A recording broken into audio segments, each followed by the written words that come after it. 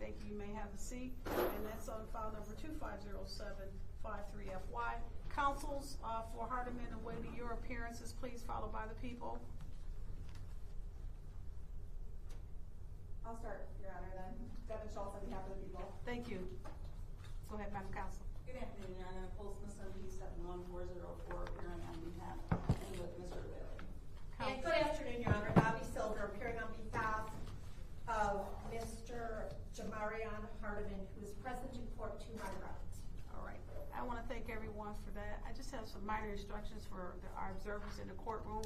Remember that you're in a courtroom foremost, and I would appreciate that. I'd appreciate if you not try to interact with the defendants, make any noises or comments. If I find that you are disrupting this process, you will be asked to leave the courtroom. You're not to be doing any filming from your phone, as that is not allowed in my courtroom. But again, you're welcome, and I thank you for being here this afternoon. All right. Do we have any stipulations prior to testimony? Yes, Your Honor. Thank you. We approach the bench, and thank you for entertaining our request to continue the exam, specifically as it relates to Mr. Whaley this week for one witness that was unavailable today. It's my understanding that Ms. Smithson and Mr. Whaley are going to be stipulating to continuing that exam on Wednesday morning. That is correct, Your Honor. We had the opportunity to speak to my client about it, and we would stipulate to continuing Wednesday morning. Okay, and that's on behalf of Mr. Whaley. Mr. Whaley to August 6th at 9 o'clock. Madam Counsel for Hardeman, is that correct? Yes, that is correct, Judge. I would imagine it doesn't really have anything to do with my client. I thought we were going to conclude. If you choose to, we can conclude at the end of proofs today. But if you are stipulating to what the offer approves, if the officer was here as it pertains to your client. I think that it just relates to Ms. Smithson's client. I don't think anything that her client said could be used against my client. All right. Correct. Okay. So at the conclusion, if you if people are moving to bind over as to her client, then we'll do that today. Thank you, and then the only person that defendant will be coming back for to continue the exam would be Madam Whaley.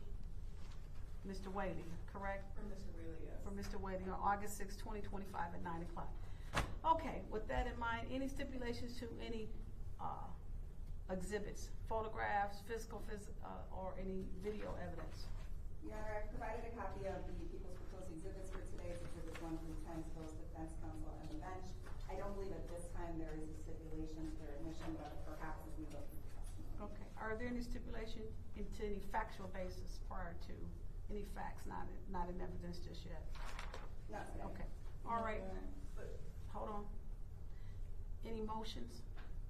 Your Honor, I do not have an officer in charge today, so in terms of sequestration, I don't have a witness that would apply to that. I do believe one of the defendant's family members who could be a witness has already been removed from the courtroom.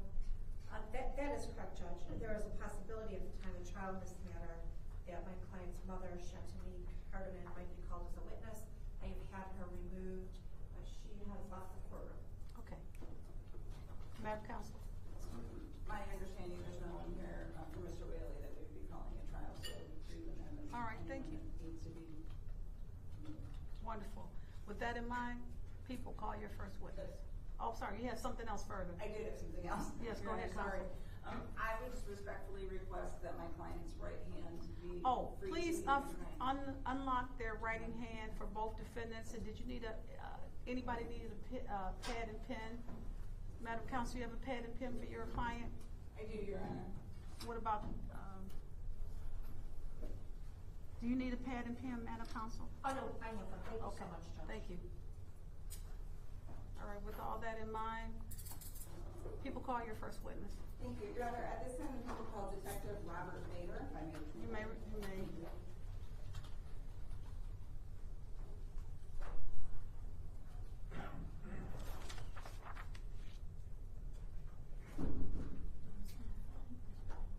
Portia, on Mr. Whaley, can you make sure that gets on the, that they know he's coming back? That paperwork gets over to the county. Okay. Deputy, good afternoon. Good afternoon, Your Honor. You swear affirm to tell the truth and nothing but the truth in this matter? I do, Your Honor. Okay. Upon being seated comfortably, state and spell your first and last name for the record for me. Detective Robert Bader, R-O-B-E-R-T-B-A-D-E-R. Thank you. Madam Counsel. Thank you, Judge. Good afternoon, sir. Good afternoon. Could you please state your name for the record? Detective Robert Bader, And Detective Bader, how are you currently employed? employed with the Oakland County Sheriff's Office. Do you have a particular role at the Oakland County Sheriff's Office? Yes, currently I'm a detective assigned to the Pontiac substation. I'm also currently assigned out as a task force officer for the gun violence task force with the Bureau of Alcohol, Tobacco, Firearms, and Explosives. How long have you been with the task force? The task force is about approximately 4 years now. And how long have you been a detective? Just over 4 years. Prior to becoming a detective, were you a deputy with the Pontiac substation? Yes, I'm approaching my 9th year with the Sheriff's Office, and before then I did 6 years as a police officer, City of Hamtramck. And in your capacity as a police officer, both as a deputy and as a detective, have you had the opportunity to investigate crimes involving a firearm? Yes. All right, were you working, sir, on June 3rd of 2025? In the daytime, yes.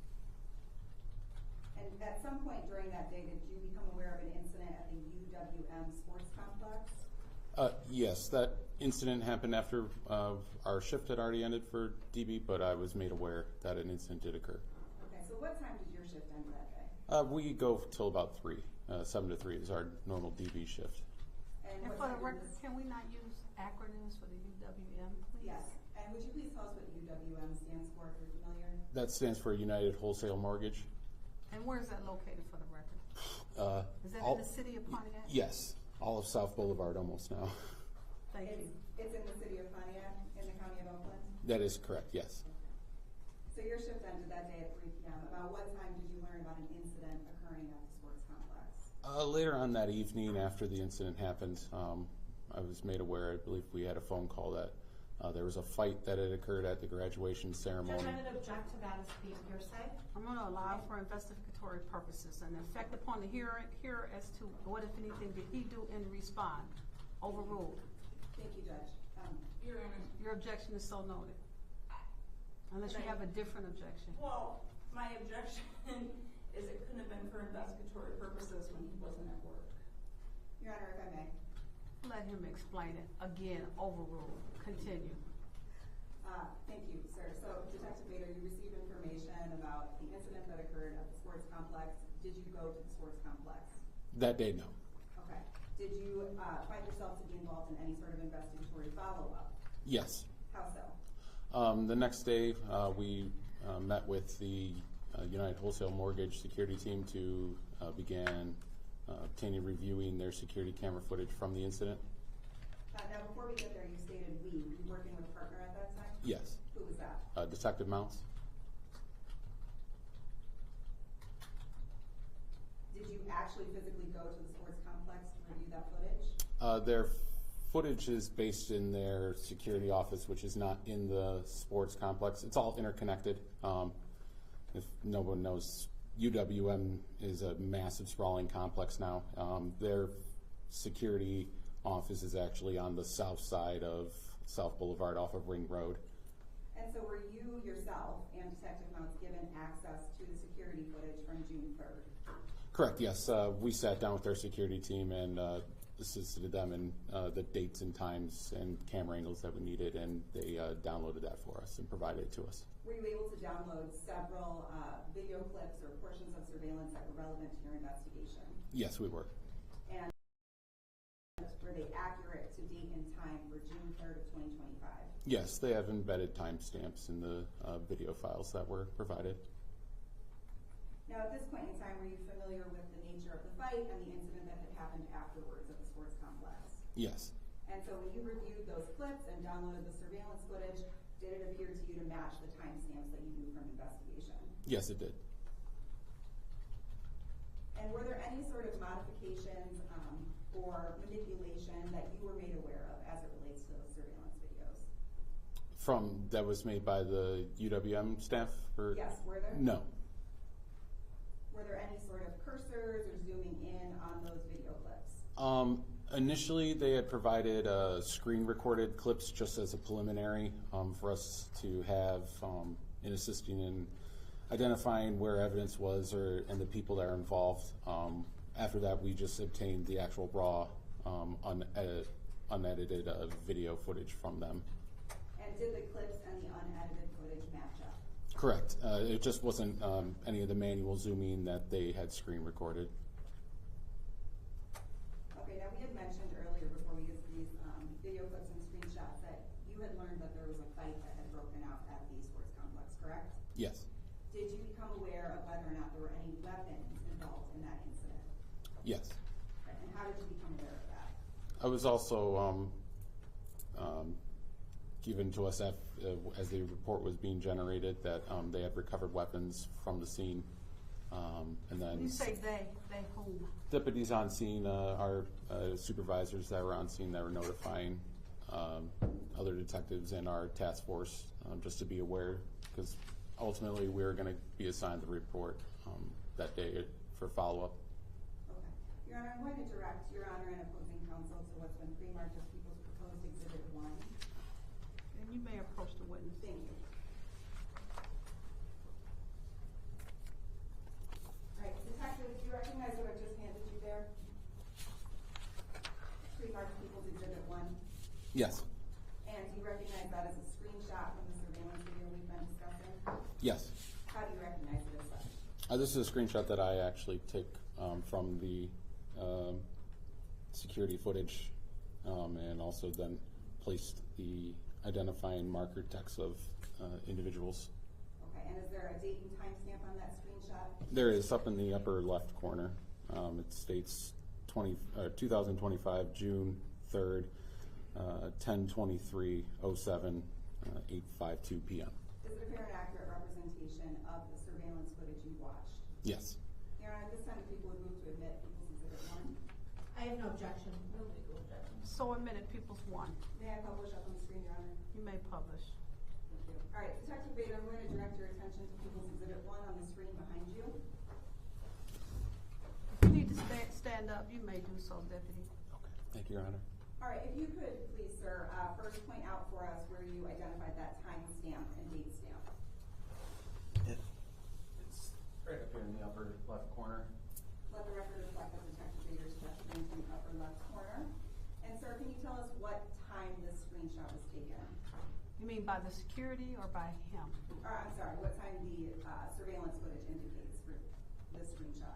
Reading it directly, it states 2025 June 3rd, 6:23:07, 8:52 p.m. And do you recognize what we're looking at in this screen, the location? Yes. Where is this? This is the main entrance that was being allowed for attendees of the graduation to come in through the side courtyard entrance from the parking lot. This is where security staff was screening people coming in, and then as you walk through, you approach the auditorium. Okay, and so just to be clear, this would have been the main entry point into the graduation event at the sports complex that day? Yes.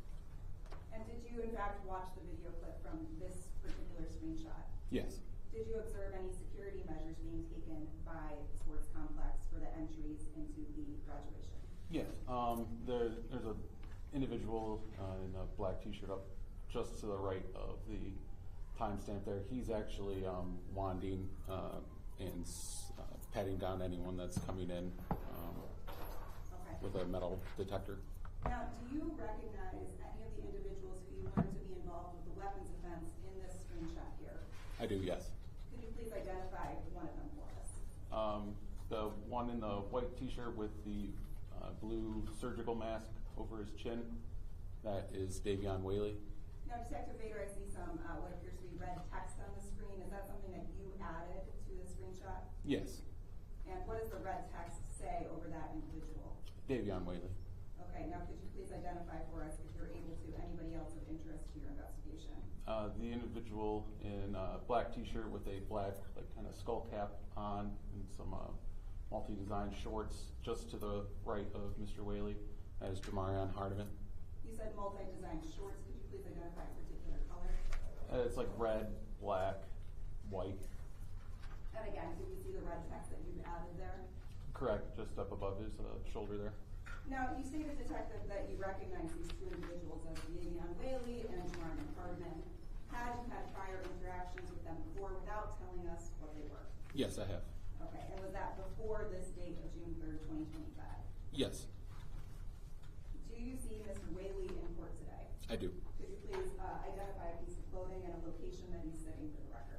is wearing a blue OCJ jumpsuit. He's seated in between the counsel. And do you see Mr. Hardiman in court today? I do. Could you please identify same for him? Same blue OCJ jumpsuit. He's seated just to the left of his counsel. Let the record reflect this witness has identified Defendant Whaley and Defendant Hardiman in this matter. Thank you, Your Honor. All right, now, Detective Bader, in your training and experience, having investigated firearm crimes, when you watched this first surveillance video that the screenshot came from, did you identify whether or not any of these individuals appeared to be armed? Based on this footage, no. Why do you say that? They don't appear to have any heavy-weighted pockets or L-shaped imprints in their clothing, and also they were bonded by security staff, which a firearm would have been easily flagged as from a metal detector. Okay. Detective Bader, did you observe any footage from the actual fight that occurred inside of the sports complex that day? Yes. And when you observed that footage, were you able to determine whether or not the outfits for Mr. Whaley and Mr. Hardiman changed in any way? Yes, they did not, though. Okay. I would like to direct your attention, opposing counsel on the bench, to People's Proposed Exhibit 2 in the packet there. Detective Bader, do you recognize People's Proposed Exhibit 2 as another screenshot from surveillance footage on that day?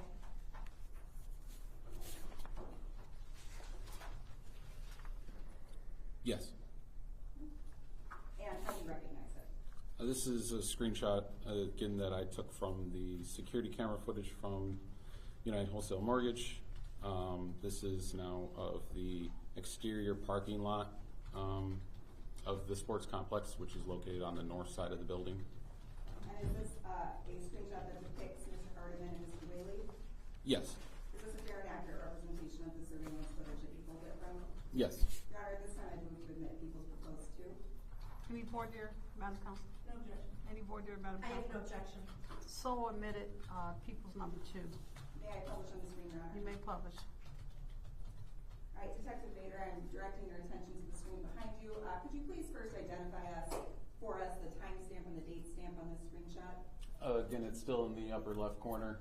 It's still reading 2025, June 3rd, and now we are at 6:45:18 p.m.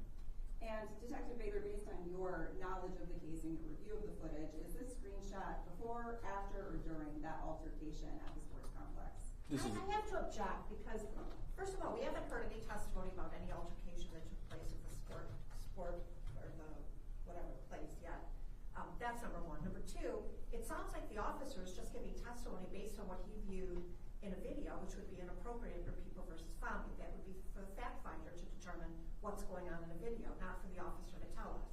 So those are my two objections. Overall, this officer has already testified that he was only summoned there because they are investigating a possible shooting and a fight altercation at the United Wholesale Mortgage. So I disagree with you, but you have anything else? Hold on, madam. You have anything else you want to add, Madam Prosecutor? Just for the record, Your Honor, I would indicate that there has already been testimony that there was a fight that occurred, and my question was specifically as to whether or not this screenshot from the surveillance footage occurred temporally before, after, or during the fight. So it's not to defense counsel's point reiterating or summarizing the exact contents of the fight itself.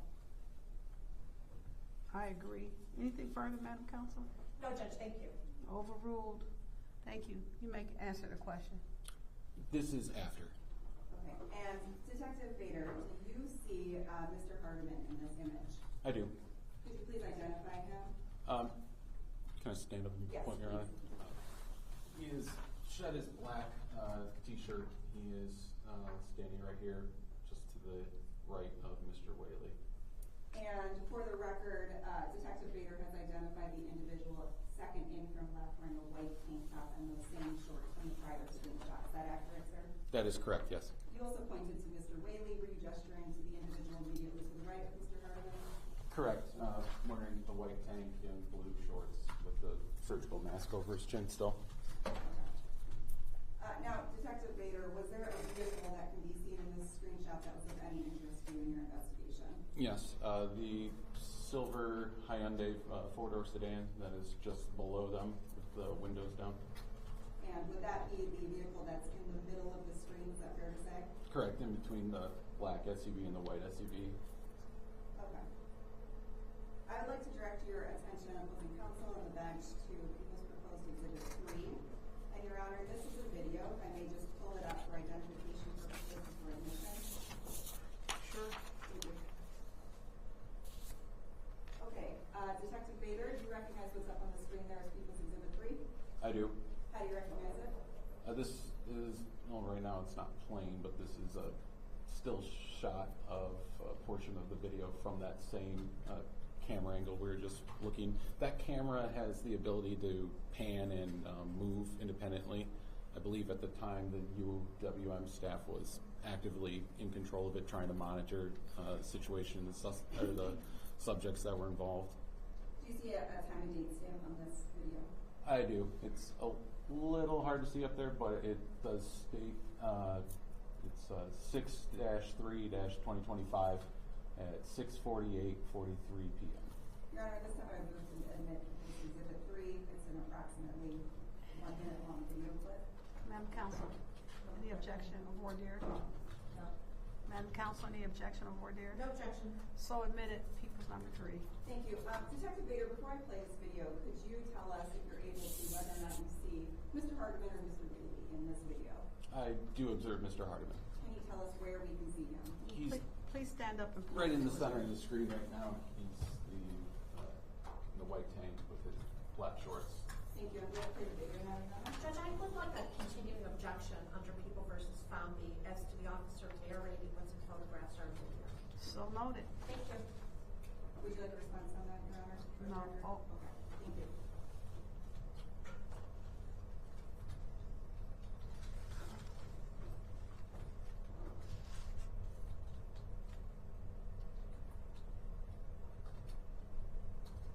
Now, Detective Bader, that video clip just ended.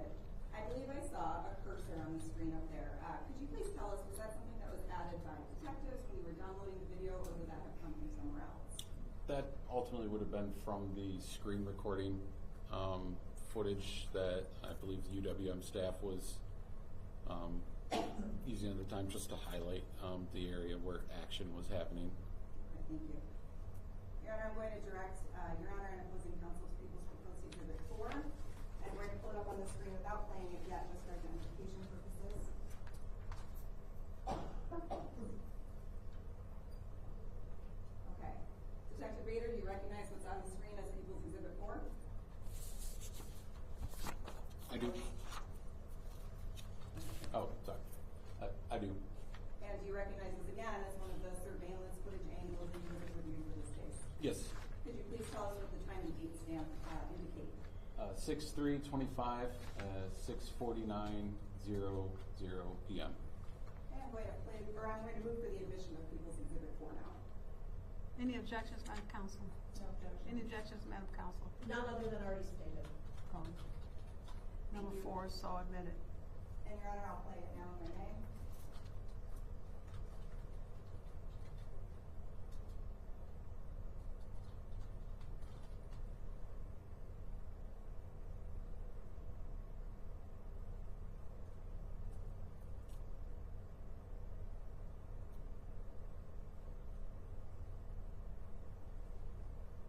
Detective Bader, I'm going to pause the video here about 21 seconds in. Do you see Mr. Hardiman in this video?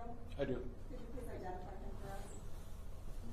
Towards the bottom center of the screen, he's again with his white tank top, black design pants, and he's carrying a backpack. And would you please identify, if you notice him on the screen, Mr. Whaley? Mr. Whaley is just behind him with white tank top, blue shorts, and his blue surgical mask running behind him. Okay, I'm going to continue the video.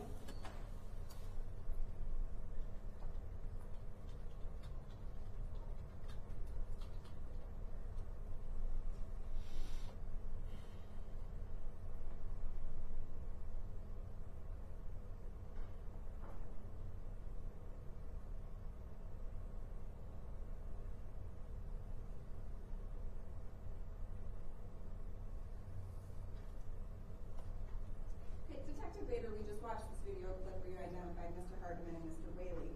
Based on your training and experience, when you watch this video, did Mr. Whaley appear in any way to be armed? Yes. And why do you say that? When he's running, he is consistently holding his front waistband from what appears to be a heavy object, and then as he gets closer to the car, to that Hyundai, you can see that there appears to be a black object, L-shaped, that has a almost like a handle sticking out from his waistband. Based on my training experience, that's consistent with a pistol, a handgun.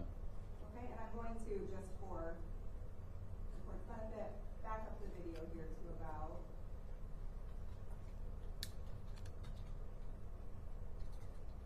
29 seconds. Detective Bader, can you please point for us where you're seeing what you described as the handgun pistol, or the handgun grip?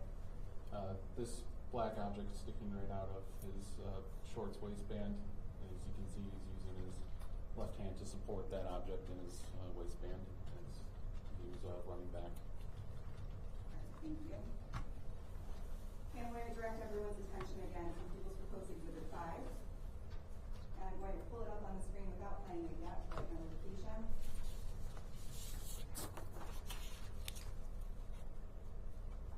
Detective Bader, do you recognize what's up on the screen behind you, sir?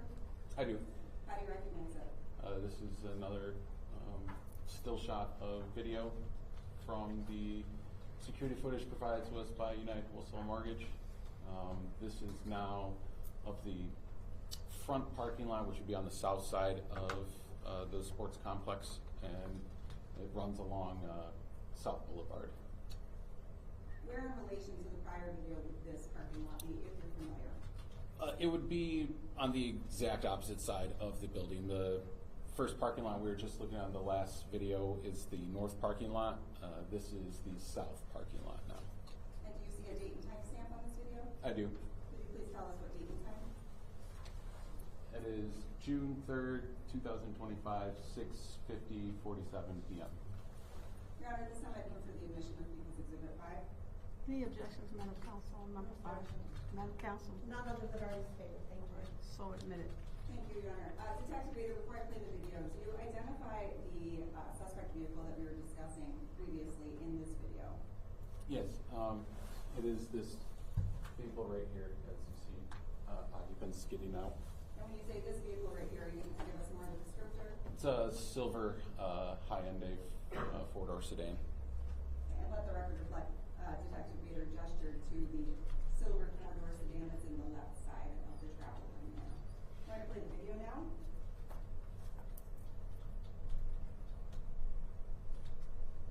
All right, Detective Bader, I paused the video briefly here at about 3 seconds in. Do you see Mr. Hardiman on the screen? Not yet, no. Okay, and do you see Mr. Whaley on the screen? Yes. Could you please tell us where you see Mr. Whaley? Mr. Whaley is currently this individual running westbound in the parking lot. Okay, I'm going to continue the video. Pausing now at about 5 seconds in. Do you see Mr. Hardiman on the screen? I do now, yes. Could you please tell us where you see him? He's the last occupant that just exited the Hyundai. He is right here. Now, before I continue the video, Detective Bader, I've asked you a lot of questions here about whether or not you guys were able to identify Mr. Hardiman and Mr. Whaley in these videos. How were you making that identification when you watched these videos? There's other portions and angles of the video where that zoom in more closely on them. You can see their facial features. It's also they're still wearing the same exact clothing. That hasn't changed since the last portions of video. When you, just knowing of what I've viewed of all the footage in totality, it follows the Hyundai in the vehicle from this point back as they went down the side of the east side of the building from where they originally were in that previous clip. And when you say they, are you referring to Mr. Hardiman and Mr. Whaley? Correct. Okay, we're going to continue the video here.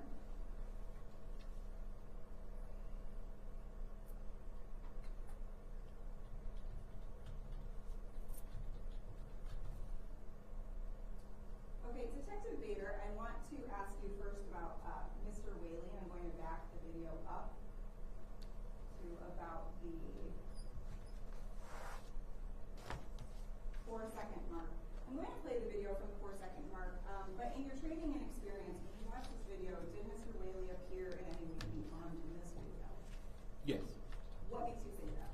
Again, he's still running with his hands, attempting to conceal an object in his waistband, and as he moves closer to a separate camera angle, you actually can still see that black object that appears to be an L-shaped, black L-shaped object similar to a handgun or pistol. Okay. And at any point in the vehicle, did your assessment of that in your training and experience change? I'm sorry, I didn't hear that last one. At any point during this video, did your assessment of whether or not Mr. Whaley could be armed in your training and experience change? No.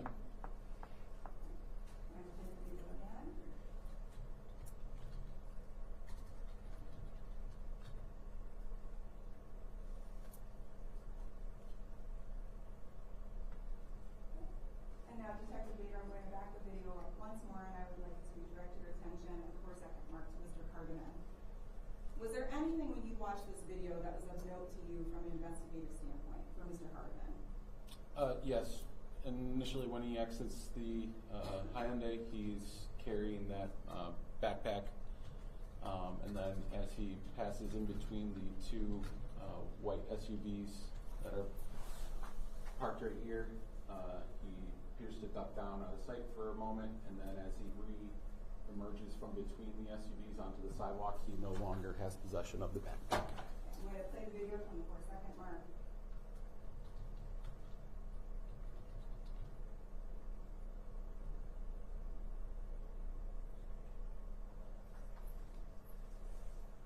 All right, I'm going to direct the court's attention and opposing counsel to People's Proposed Exhibit 6. I'm going to pull it up on the screen without playing it yet for identification. All right, again, Detective Bader, do you recognize People's Proposed Exhibit 6? I do, yes. How do you recognize it? This is a portion of video that I had watched from the security camera footage provided by UWM. Now, you were describing for us that there's different camera angles. What camera angle would this be?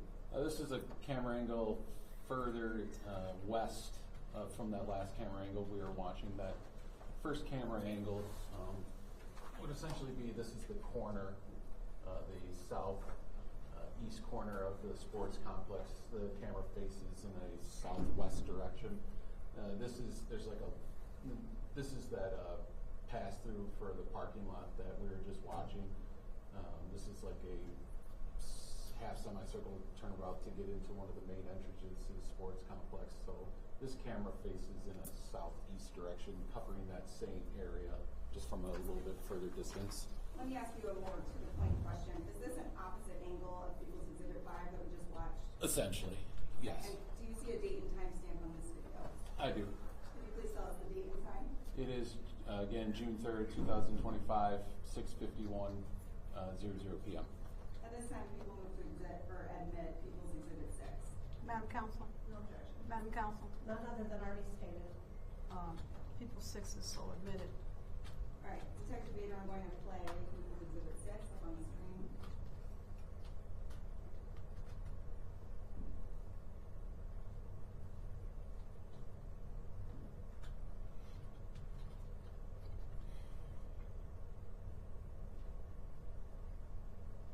Detective, did you observe either Mr. Cardiman or Mr. Whaley in this video based on your review of all of the footage? Yes. And where would you have seen Mr. Whaley or Mr. Cardiman? Mr. Whaley was that individual that just walked from the grass area in between the parked cars, ducked down outside, now is walking in the travel lane of the parking lot right here. Let the record reflect that Detective Bader is pointing to an individual who appears to be in a white tank top. Is that a fair assessment? Yes. All right, Detective, at some point during the course of this investigation, did you interview Mr. Cardiman? Yes. And when you interviewed him, did you read him his Miranda rights? He was read them, yes. Okay. Your Honor, if we may briefly approach counsel and I, just for an issue as it Cut relates your to the mics. sentence. Thank you.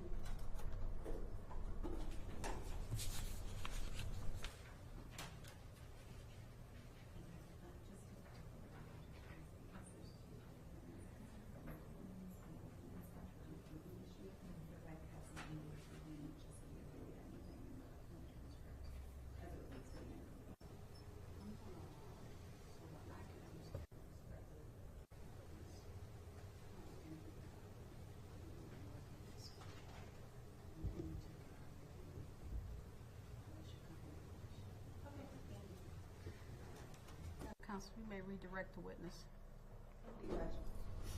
Detective Bader, did you ask Mr. Hardiman whether or not he had been at the UW United Wholesale Mortgage Sports Complex on June 3rd, 2025?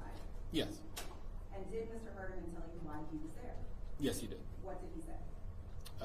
He was attending the graduation ceremony. Did you ask Mr. Hardiman about being involved in any sort of fight or altercation at the ceremony?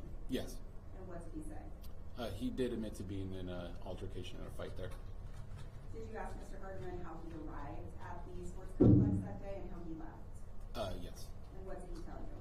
He stated that he was dropped off by his mother, and then he stated that he was picked up by a rando, as he described it.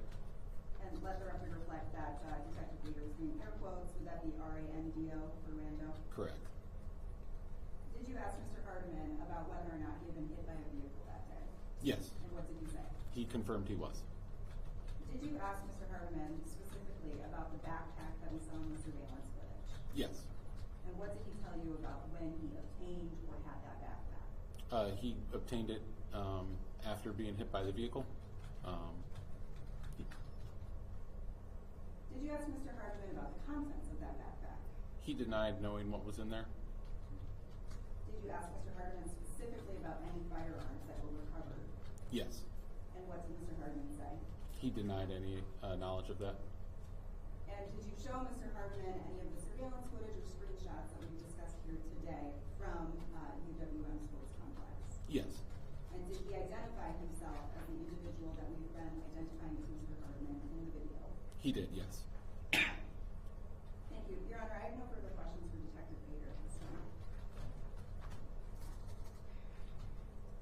6 was omitted, am I correct? Yes, 1 through 6, Your Honor. Okay, thank you. Thank you. All right, which counsel wants to proceed with the cross? She wanted to go first. No, go ahead. Hey, counsel, just for edification for the former record, state your name.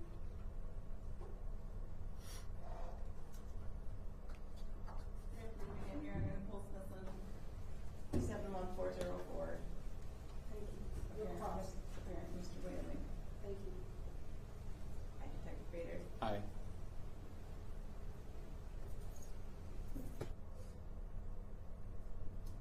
you know from experience to jump around a little bit? It's okay. So, just to be clear, you weren't there that day on June 3rd, correct? Not for this incident directly, no. Okay. So, and when you received a phone call about it, who was that phone call from?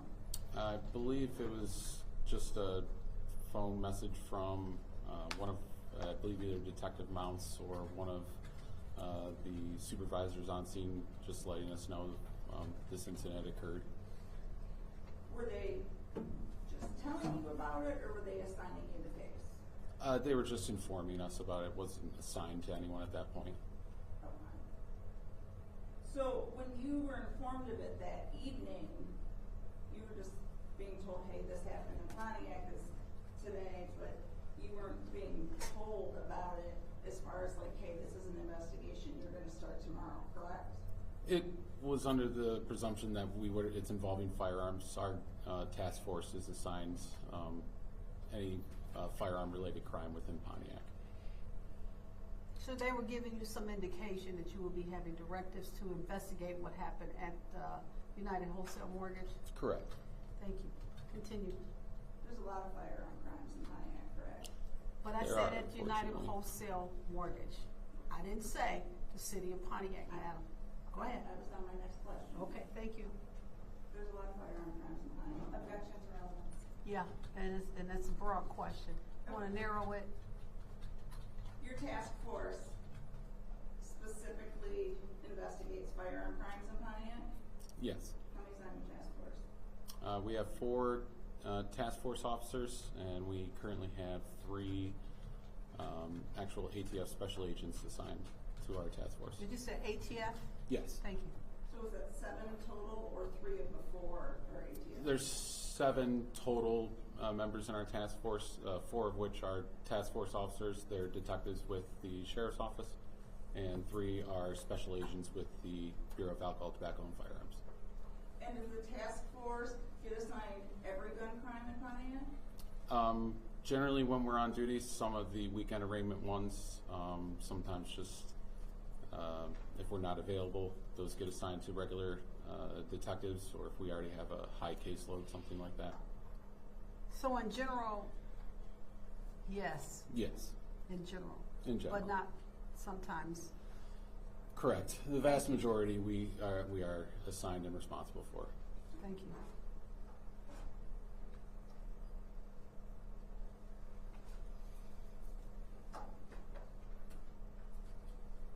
You said that when you strike that.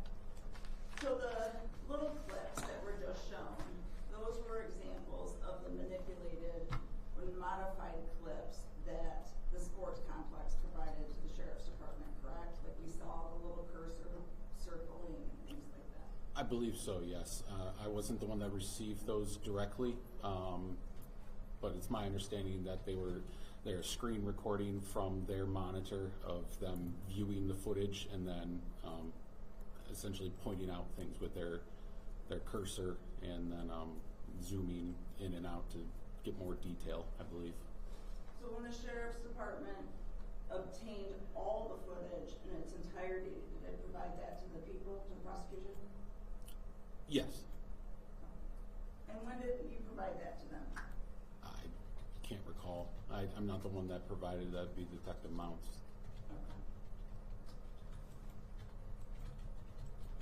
And just, there was a little confusion. Which one is Mr. Whaley again?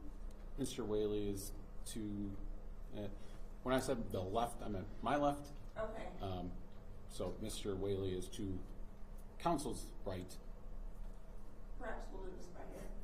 Can you tell us the length of the hair? That'd of- probably be of easier. Mr. Whaley? Mr. Whaley has about shoulder length braided hair, dreads. And which one is Mr. Hartman? He is the shorter braided hair at the end of the table.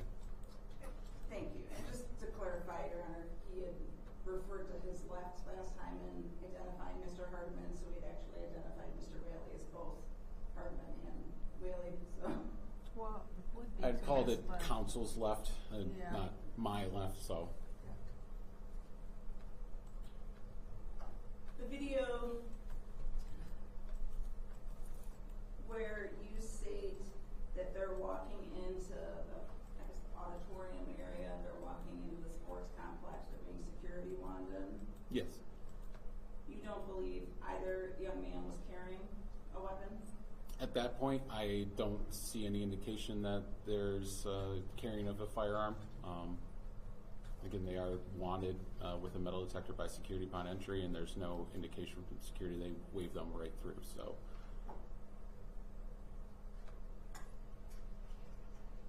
And when you say he's running, you believe he's carrying a weapon simply because he's, just so you can see me, he's holding his kind of waist when he's running, right? correct. You can also see an object that is concealed in his waistband. You said it was based on your training and experience that people will hold their waist like that when they're carrying a concealed weapon, correct? Correct. Is it when they're carrying a concealed weapons, when they're wearing shorts?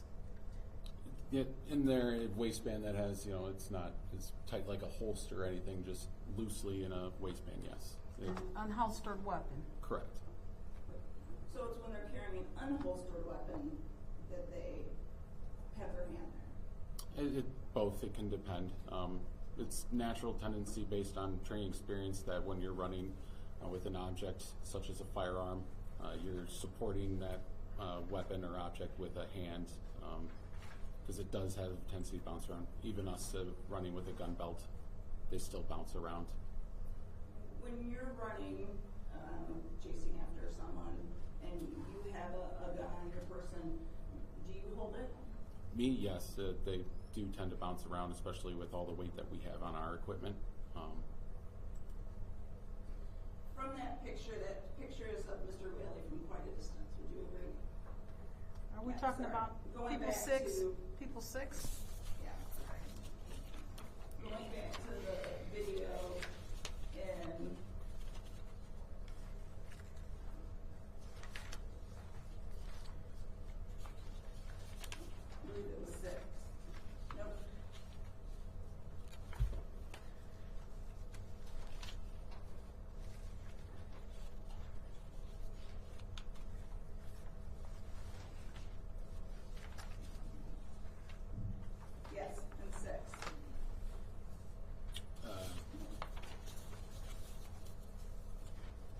talking the order.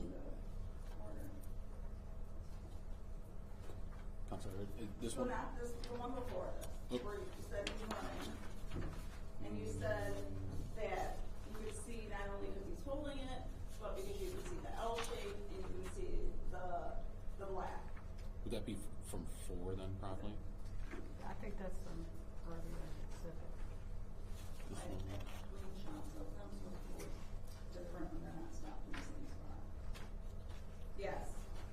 Well, they're running. He's running back to the car. Is that what you're referring Yes. to? Oh, okay. Yes. Okay. So in 4, in People's Exhibit 4, when you say that, you know, he's running back and that you can tell based on training and experience, you would agree though that that photo of him is from quite a distance on the screen, correct? Quite a distance is a vague term. I know the camera footage is the camera's already zoomed in at that point, so it's hard to tell where the position of the actual camera is based on where it's focused its attention. So can we get a redefining, when you say distance, from what juxtaposition, Madam Smithson? What juxtaposition are you saying? How far away is the camera from him, if you know? Honestly, I do not know. Based on how I don't know how far it's zoomed in at this point, and where it is. Had you not been looking at all the other videos which showed him up close, if you were only looking at that picture, would you have been able to identify him? From this clip, Yes. yes, I would. Okay. And you would agree that people tuck a lot of things into their waist, let me rephrase, some men tuck a lot of things into their waist, kind of like women tuck things in their bra. I couldn't say if they do or not. They might tuck their cell phone, their wallet, their car keys. Generally, those are in pockets. You ever seen a guy do that? No. So, I mean, you don't know that that's a gun, right? Based just on that clip alone, I cannot tell if it is a gun. It's a L-shaped black object that appears to be the form of, based on my training experience, resembling a pistol or handgun. Correct. And if you would indulge me, we can go back to it for a minute. I just would appreciate you pointing out the L. Sure. Forward, when he's running back.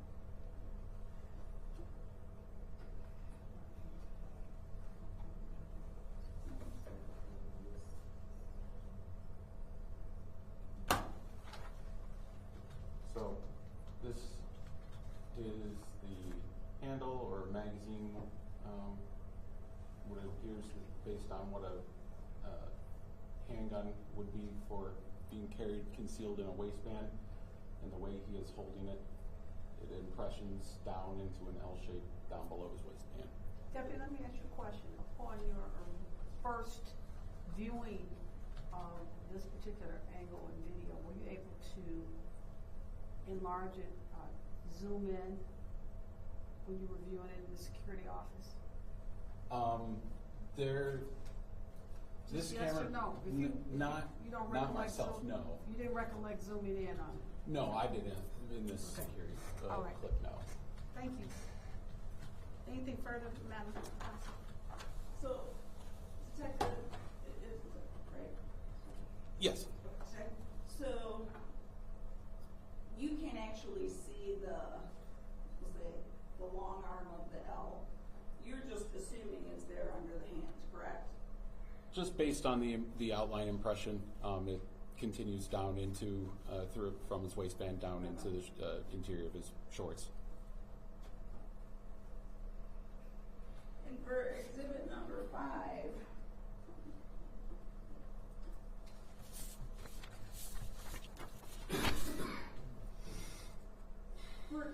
5, that's the one where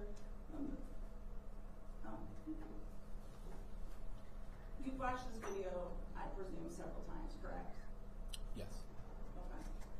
And you would agree, well, straight there, you testified that you believe Mr. Raley was carrying throughout the entire video, Yes.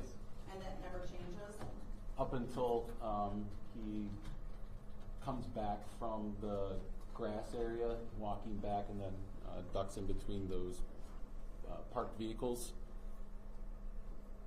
So when exactly is that then?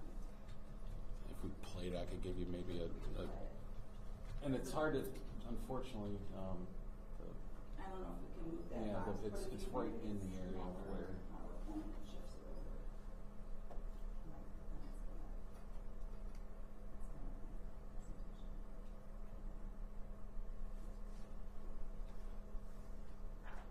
I don't know if you want to look at the 6, maybe that might be. I guess you can still kind of see if you keep. Oh, what? Your Honor, for the record, I'm at Ms. Smithson's request, just making the video embed a little bit smaller so that hopefully it can be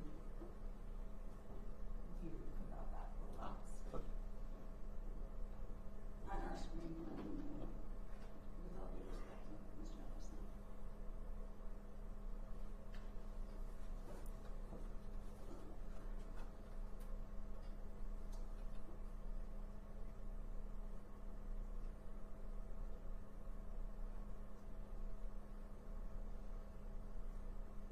Was that the end of the clip? Yes. Oh. At that point, all throughout that clip, yes, he still has a firearm on him. Okay. I believe to be a firearm. So you don't think anything changes? Not in this clip, no. Okay.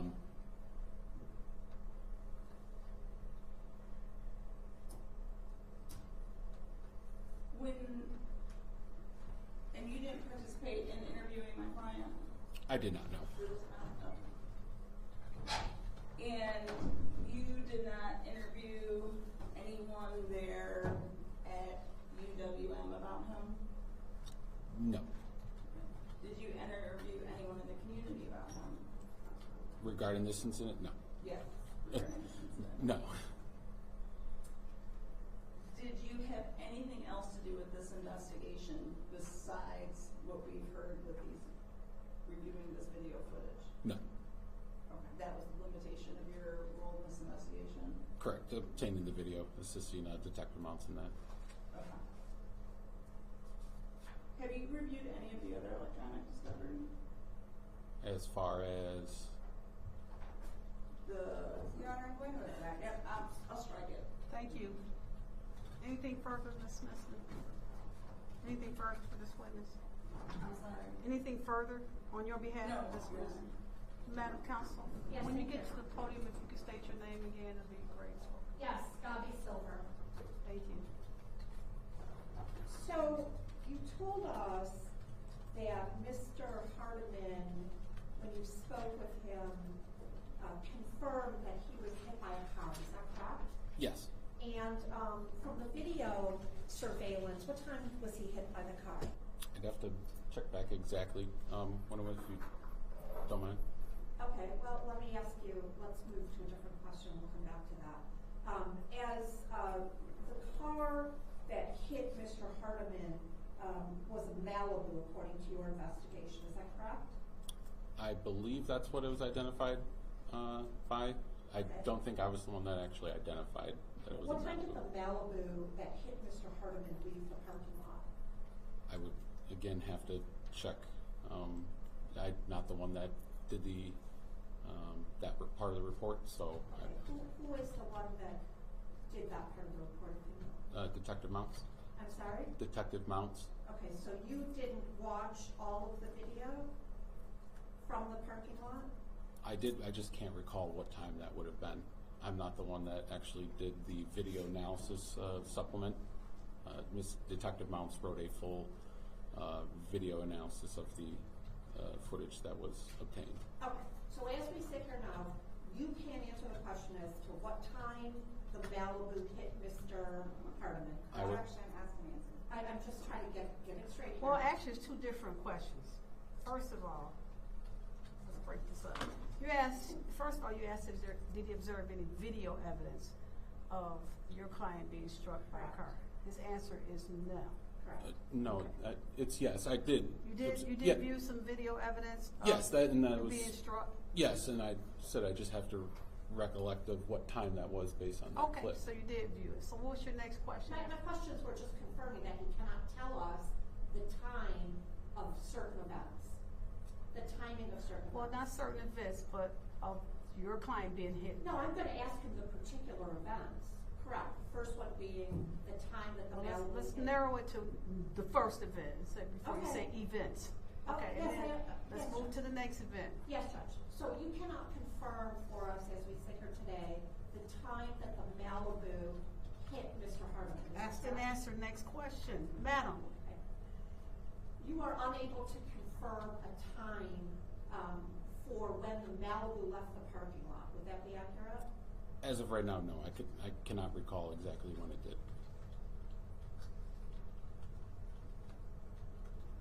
You did not make the scene, so you don't know what time the first police officers arrived on the scene. Would that be a fair statement? I've reviewed the reports. There were approximately, I believe our deputies were actually already on scene there doing a security detail. So they were notified when the fight happened, which was approximately 6:30 p.m. So there were actually officers in that parking lot as well at the time of this incident. Is that a fair statement? They were in the complex, I believe. is that so your colleagues were there for part of the graduation security? Correct. Thank you. Next question, You Madam. also indicated that other colleagues of yours were contacted because there had already been a fight inside the graduation. Is that correct? I believe that's what the original call was for, yes, that there was a fight. And so other than deputies that may have been there already for purposes of, securing the graduation ceremony, did other deputies arrive after they were notified about the fight? I do not know. Okay. Yeah. As it relates to when Mr. Hardeman went into the graduation ceremony, he didn't have that backpack on him, it appears from that video, is that correct? Correct. So we can assume, based on what you testified to earlier as it relates to Mr. Whaley and the security that was taking place, that Mr. Hardeman never entered into a graduation ceremony with a weapon, is that correct? Based on my observation of it, did not appear so. Okay.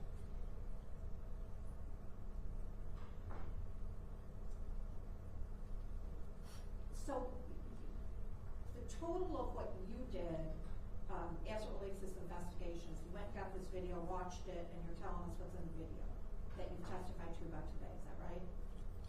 Obtaining the video and interviewing Mr. Hardeman, correct. And as part of the video that you obtained, was there an effort to determine when the Malibu left the parking lot by you, if you recall? By me, I don't believe so, no. So you can't tell us whether or not that Malibu was still in the parking lot on scene at the time you claim Mr. Hardeman ran towards another car with a backpack, right? Okay, stop for a moment. You know what? I don't care how you ask it. It's been asked and answered. He does not know, does not recall. Let's move on, counsel. This was a different question, Judge. This was a different Okay, question. so say it again, so I can understand I'll what say you're it again, asking. Judge. I will do that.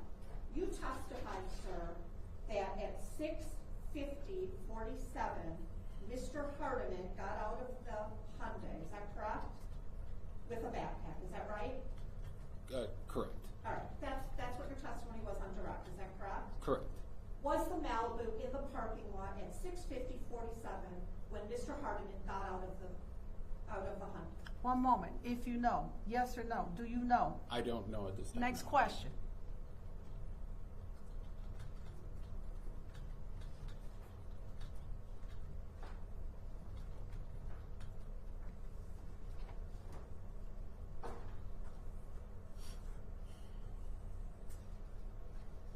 One moment.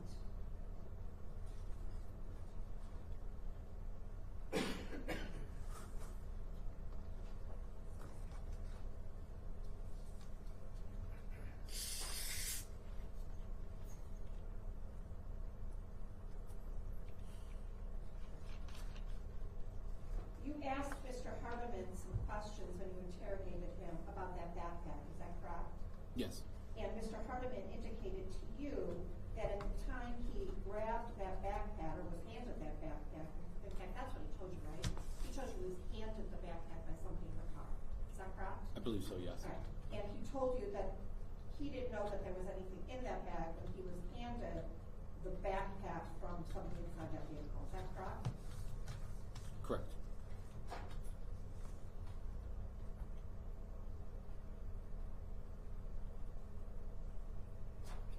Nothing further. Thank you. Madam Prosecutor, anything on redirect? Just briefly, Your Honor. Thank you. Okay, Detective Bader, I'm going to start with, you were asked a couple of questions about People's Exhibit 5. Do you recall those by Ms. Smithson, counsel for Mr. Whaley? Yes. I'm going to direct your attention to what was admitted as People's Exhibit 6. You were asked questions about the individual you identified as Mr. Whaley in this video and whether or not he still appeared to be armed in People's 5. I'm going to replay People's Exhibit 6, and I would like you to indicate for us whether or not your view of that changes.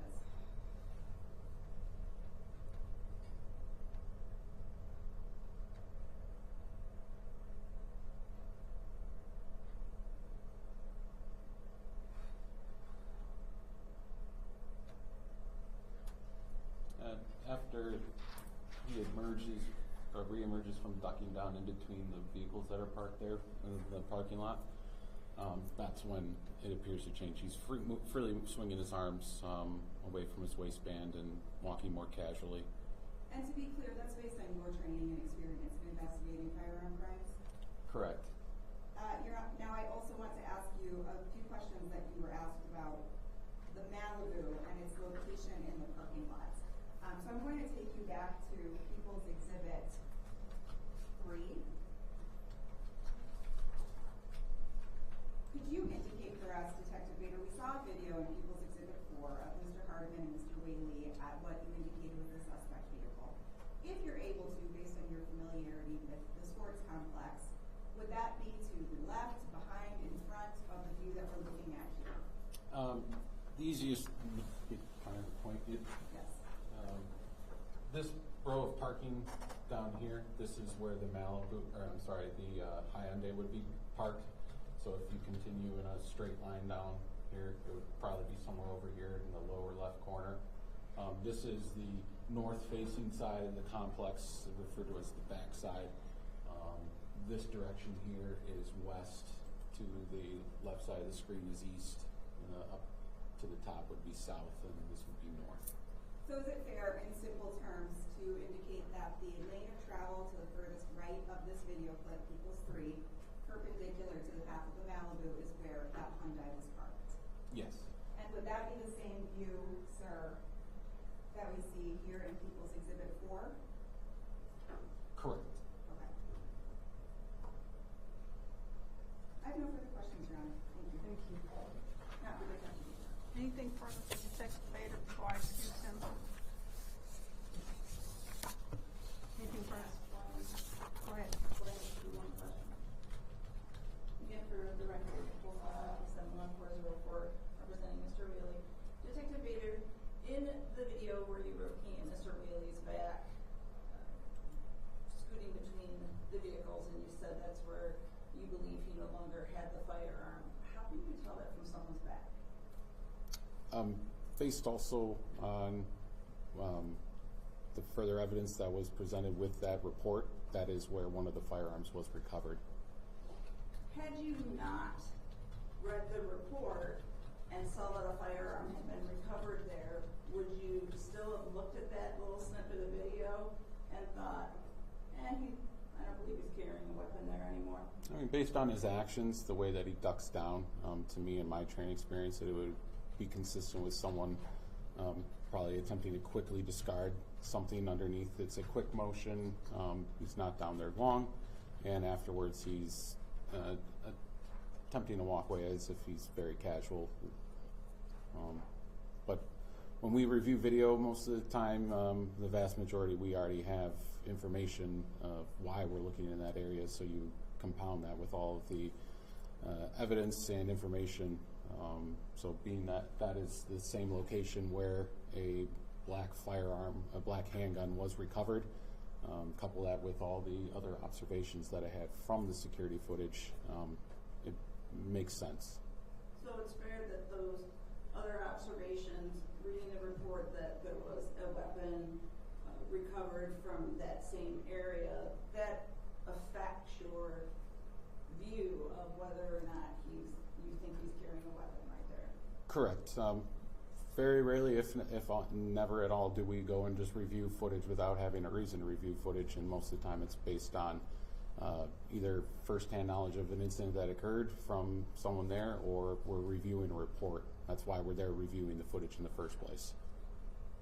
We know, based on reviewing the information that is already collected, of what we should be looking for in security footage. Otherwise, we wouldn't have any idea of what to go and pay attention to. So when you're reviewing security footage or any footage, you're reviewing it very subjectively rather than objectively. Okay, that's very sustained. Thank you. Anything further? May this witness be thanked and excused, Madam Prosecutor? Yes. Ms. Smithson? Madam? No questions. Detective, thank you. You may return those exhibits to the prosecutor for me. People, call your next witness. Thank you. Your Honor, at this time the people call Deputy Nino Rodriguez. Mr. Deputy Bader, can you have him come in? Thank you, Judge.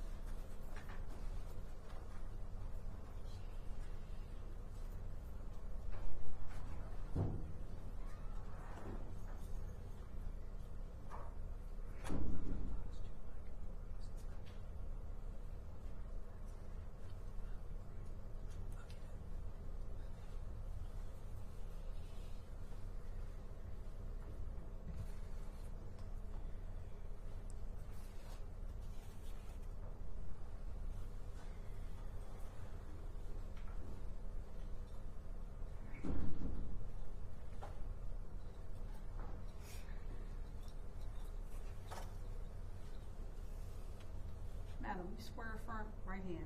You swear affirm to tell the truth and nothing but the truth in this matter? I do. Upon being seated comfortably, state and spell your first and last name for the record for me, please. My first name is Nina, N-Y-N-N-A. My last name is Rodriguez, R-O-D-R-I-G-U-E-Z. Thank you. Your witness. Good afternoon, ma'am. Hi. How are you currently employed? Oakland County Sheriff's Office, Pontiac Substation. What's your title? I'm a deputy. And Deputy Rodriguez, how long have you been with Oakland County? I've been for the county about 3 years now. A year on the road. Have you been in Pontiac the entire time? Yes. And during your experience with Oakland County, have you had the opportunity to investigate firearm crimes? Yes. Were you working on June 3rd of 2025 this year? I was. Were you working with a partner or by yourself? A partner. Who was that? Jake DeRosiers. Would that be D-E-S-R-O-S-I-E-R-S? Yes. And that is Deputy DeRosier? Yes.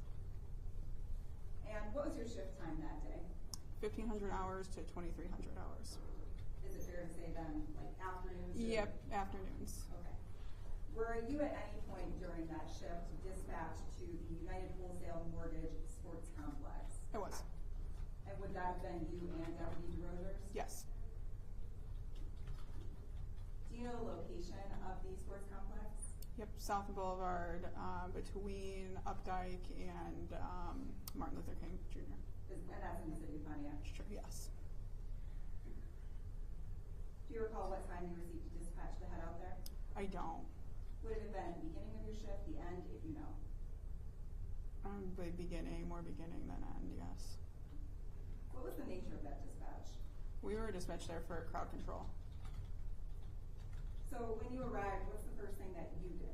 The first thing I did was I made contact with the UWM security, and then from there, they advised me that there were people fighting. When you say people fighting, would that have been inside of the complex or outside to your knowledge? Inside. So based on that information, did you do anything? Yep, from there, they advised me of who was fighting, and they pointed them out, and then I went and spoke with them. All right, so when you say they, who are you referring to? The UWM security.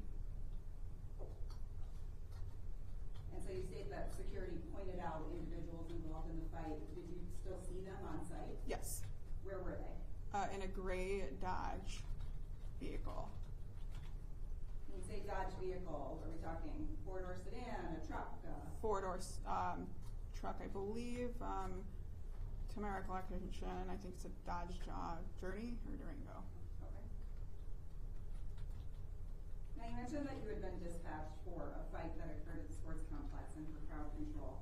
And I want to come back to that Dodge Journey, but did you learn of any other incident that occurred in the parking lot that you investigated? At that time, no. Okay, did you at a later time? Yes. What did you learn? We had learned that UWM saw on their security camera footage And we that object to hearsay. Can she finish first before you object? I want to hear. Go ahead and answer. okay, we learned that UWM had camera footage of 4 men with guns, and they were placing them under vehicles. Okay. Not your objection? Counsel? My objection was that it's hearsay. Okay, overruled. Going for the, not for the truth of the matter, but for investigatory purposes. And what is any response that this officer make to said information? Continue. Thank you, Judge. Let's come back to that in a moment, Deputy Rodriguez. You stated that you were pointed out the Dodge Journey. Did you go and speak with any of the occupants of the Dodge Journey? I did. All right. Do you recognize any of the individuals that you spoke with in court here today? I do. Who would that be, if you know anything? Jamarian Hardiman. Could you please identify a piece of clothing he's wearing and where he's seated in the courtroom for the record? He's wearing a gray shirt, gray pants, and he is seated next to the woman in the green. Okay, thank you. Let the record reflect that Deputy Rodriguez has identified Mr. Hardiman. Record share reflects said identification. Now, Deputy Rodriguez, when you spoke to Mr. Hardiman at the scene of the sports complex, do you recall what he was wearing? I do. What was he wearing? He's wearing a white tank top and black shorts. And did you notice anything else about his physical appearance at that time? There was blood on his tank top. Did you ask Mr. Hardiman about the fight or the altercation that had occurred at the sports complex? I did. And what did he tell you about that? He advised me that he was going to the bathroom. The fight occurred outside of the bathroom, and he did not know the person, that it was someone that knew him. He did not want to tell me who the person was, or he said he did not know who it was, and then continued to tell me that they just started fighting. And then, and then security broke it up. And now, to be clear, are we talking about a fight that occurred inside of the sports complex or outside? Inside. Did Mr. Hardiman provide any information about what happened when he came out of the sports complex? He did. He said he came out of the sports complex and him and the individual started fighting again. Did Mr. Hardiman tell you what, if anything, happened after that fight? He then said he was walking and he was hit by a black sedan, but he did not believe it was involved with this fight. Okay. And did you ask Mr. Hardiman if he required any medical attention or any follow-up for being hit by a black sedan? I did multiple times. Okay. And what did Mr. Hardiman say? He said no. All right, at this point in time, did you speak with any other witnesses on scene without telling us what they said? I did. And who would that have been? Jamarian's mother. I can't pronounce her name. Does Shantanique Burns sound Yes, correct? yes, that's her name. And for the record, that would be SHANTANIQUE Burns, common spelling. While you were speaking with Ms. Burns, did you notice anything about where Mr. Hardiman went to? I don't recall. Did you notice anything else at that time about the Dodge Journey? Yes, there were 3 males that got out of the vehicle and were standing with her while I was speaking with her. When you say her, do you mean Ms. Burns? I do. And do those 3 males include Mr. Hardiman? Yes. So what did you do with Mr. Hardiman? Did you take him into custody? Did you let him leave? We let them leave, yeah. Why was that? We didn't have anything to detain them for at that time. Now, you mentioned earlier, and I want to go back, that at some point while you were on scene at the sports complex, you learned that there were firearms involved in this whole melee. Is that correct? Mm-hmm. Yes. Okay. When did you learn that as it relates to your conversation with Mr. Hardiman and Ms. Burns? It was after they had already left the parking lot area. And when you say they, is that Mr. Burns All. or Ms. Burns and Mr. Hardiman? Yes, all all male subjects, 4 male subjects and Miss Burns. So how did you come to learn about the firearm involvement in the incident at the sports complex? UWM security, they were going through their security footage and they notified our sergeant that looked like they were putting weapons underneath vehicles. When you say they, who are you referring to? I'm referring to Jamarian Hardiman and the other 3 male subjects. Okay. So when you received that information, what did you do next in your investigation? From that point, me and my partner, Deputy DeRogers, began checking under vehicles. Where specifically, as it relates to the sports complex, were you checking under vehicles? The parking lot in the front of the sports complex, when you enter to the right, there's parking lot right there in the front. I'd like to pull up on the screen here, People's Exhibit 5, already admitted. Deputy Rodriguez, if you could just turn around and look up on the screen there. Yes, Do you recognize People's Exhibit 5? I do. How do you recognize it? The area is where we located the weapon. And before we follow up on that point, is this the same parking lot that you were just describing for us? It is. Now you also gestured up on the screen. Could you please stand up kindly and point out exactly what you were referencing? Yes, the weapon was found under this vehicle. Okay. Right there. And so for the record, Deputy, it looks like you're gesturing to a vehicle towards the top right corner of the first row against the sidewalk. Is that fair? Yes. All right, now you keep saying the weapon. What kind of weapon did you discover? It was a black 9mm Glock, had an extended magazine on it. Do you recall what kind of vehicle it was discovered under? Yes, a silver Chevy Malibu. Chicago plate, I believe. And you indicated it was a black Glock with an extended magazine. Did you do any checks, or did your partner do any checks in your presence of whether or not it was loaded? I did, Okay. yes. And what did you learn? I was making the weapon safe, and upon making the weapon safe and manipulating the slide backwards, a round came out of the chamber, which means it was loaded. And you indicated there was a round in the chamber. Did you do any check of the extended magazine to learn whether or not there were more bullets? Yes, I removed the magazine prior to doing my manual manipulation of the round. And was the extended magazine loaded? It was. Did you take a photograph of where you found the black Glock before you recovered it? I did. I'm going to direct opposing counsel and the court to People's Proposed Exhibit 7. All right, may I approach the witness, Your Honor? You may. This is just a photo.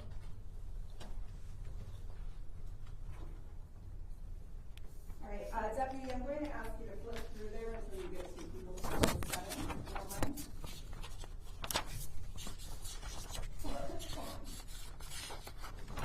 Do you recognize People's Proposed Exhibit 7? I do. How do you recognize it? I took this photo. And is that a photograph of the firearm you recovered? It is. Is it a fair and accurate representation of exactly where you found the Glock on June 3rd of 2025? It is. At this time, I would move for the addition of People 7. And for the record, before we do that, madam, in the photograph, where are you indicating the gun is depicted? Is it under the rear or front wheel, passenger side or driver's side? It was the rear wheel passenger side. Thank you. All right, you move for its submission. Madam Smith? No objection. Madam Counsel? objection. So admitted number 7. And may I publish, Your Honor? You may publish. Okay, Deputy Rodriguez, again, I'm going to point you to the screen behind you there with People's Exhibit 7. Would you kindly just gesture for us where in this photograph the Glock is located? Right there under the tire. Let the record reflect Deputy Rodriguez has pointed to what appears to be a firearm next to the tire. And then it's the rear passenger side tire for the record, correct? Correct. Thank you. Deputy, did you also take a photograph of the firearm after you removed it from underneath the car? I did. I'm going to direct you to People's Proposed Exhibit 8, opposing counsel on the bench as well.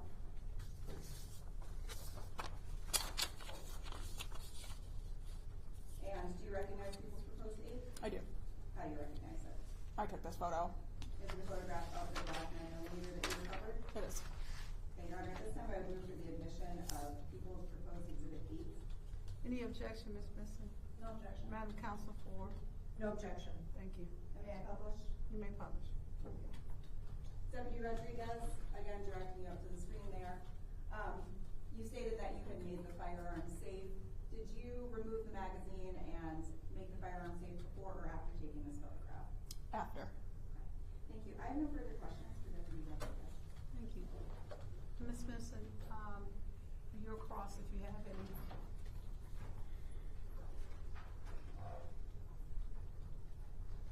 Good afternoon, Deputy Rodriguez. Hi. My name is Nicole Simpson, 71404. I represent Mr. Whaley.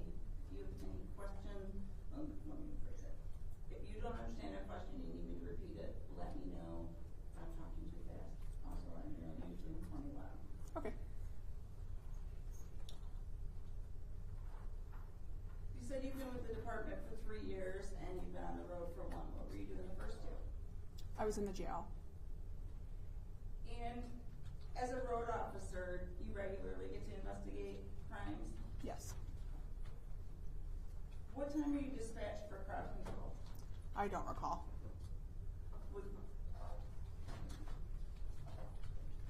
Now, when you heard that there had been some report to UWM security about men placing weapons under cars, who did you hear that from?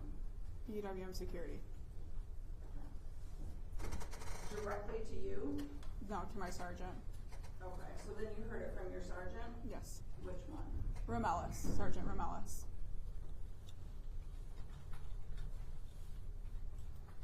Did he tell you directly or over the radio? Over the radio.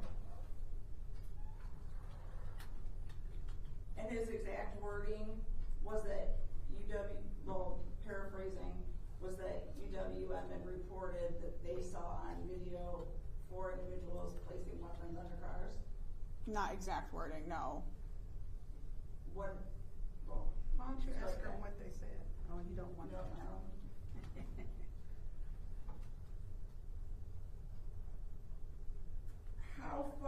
How long had you been there when you got that message from your sergeant?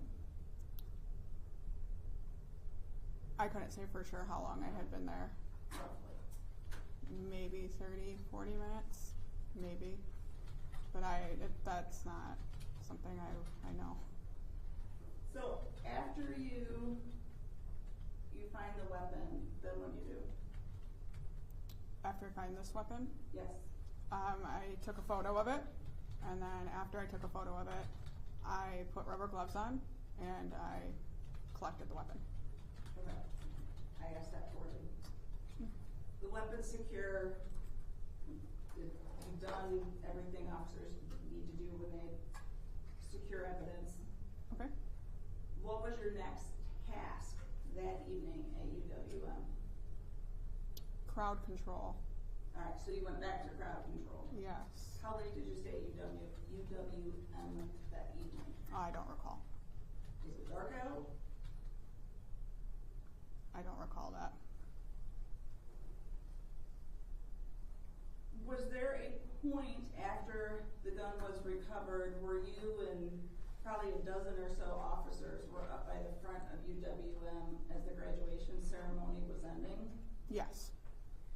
And is it a fair statement that all of you were just kind of standing there for at least half an hour while people were exiting? Yes. Okay. And in fact, there was some discussion amongst officers and their confusion of what you were just doing there, standing there. Is that a fair statement? I don't recall. But for that at least first half hour, 40 minutes when you're all gathered up front, no one's directing anyone to leave. Fair? Yes. And no one's going into the facility and trying to hurry people up, tell them to get a move on, correct? I'm going to object to relevance at this point, Your Honor. Yes. Relevance. Your Honor, I could recall her later when it goes to some issues later. The people have also, at the beginning of this case, they're the ones who wanted to go and hold a big press conference and argue of what this I'm- case was. Objection. Stop, wait a minute, let me just hear what she has to say, go They ahead. wanted to hold a big press conference about what this case was. Okay. And then Karen That McDonald doesn't was affect, quoted. that does not affect this court's hearing on whether or not there were elements regarding the charge. I'm gonna ask you to refrain and move on. Thank you. Then I would like the right, if I'm not gonna be allowed to ask her these questions now. I don't care about a press conference. If you wanna ask her what investigation and what impact, if anything, did she had on what, if anything, she found, who she spoke with, what, if anything, she observed, and what did she do upon observing anything. That's all I want you to ask her. I don't wanna hear about a press conference. Pre, post, I don't wanna hear about it. Your Honor, the sheriff's department's behaviors that evening. Okay, she can't speak for the entire department. You wanna ask what she did? Okay. The behavior of the officers that Ma'am? were Can Ma'am. you please make my statement? And Ma'am, then you ma'am, again. They hire thousands and thousands of officers. We're not gonna sit here. It's 3:30 and dictate what did officer number 1, 2, 3, 4, 5, who was here, who was there. You wanna ask her what she did and what if anything she did or did not do, observe, hear, taste, or smell on June 3rd, 2025 at the United Wholesale Mortgage. Did you see other officers asking people to leave? At one point, yes. That was after 30 to 40 minutes. Yes. Okay. And there was no urgency in any of that, correct? When you and other officers gathered? She can only speak for herself. She can only speak for herself. Was there any urgency in your movements at that time on the campus? Not mine, no. Thank you. Were there any officers that you're aware of that you could physically see or that you were aware of via radio that were placed on the roof of UWM? Objection to relevance, Your Honor, if I may. Go ahead, you may. We are here, Your Honor, to determine whether or not the elements of carrying a concealed weapon, Correct. going armed with unlawful intent, and felony firearm were met. Whether or not there were officers on the roof, whether or not Ms. Smithson thinks there should have been a press conference or not, none of those are elements, and they have nothing to do with the deputy's testimony here today, so I would strongly object. I agree, sustain. Move on. Next question, Ms. Smith. 1 second.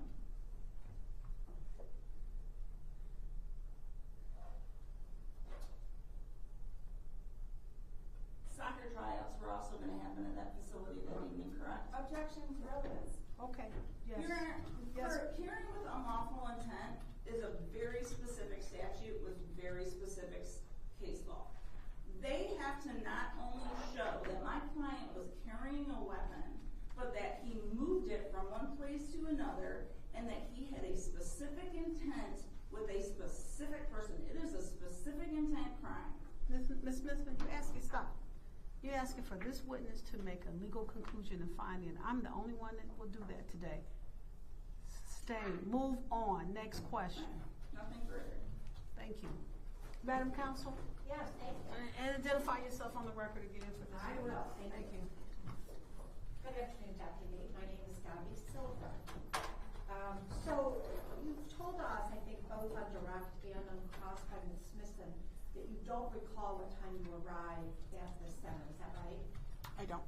Is there a way that that is documented somewhere by yourself? Yep, it's on my report. Okay, do you have your report that you can refer to refresh your recollection? I don't. Could I get a copy of my report to refresh my recollection, please? For the record, Madam Prosecutor, was that tendered to this to the defense? Yes, Your Honor, it was, and for You the want to record- direct her to what page of the discovery it is? Oh, yes, it's date stamp 17. Yes, but it doesn't Through have date stamp 19. but it doesn't have a sheet. I'm providing a courtesy copy to Ms. Silver just for the May I record. approach the witness, please? Yes, you may. Thank you.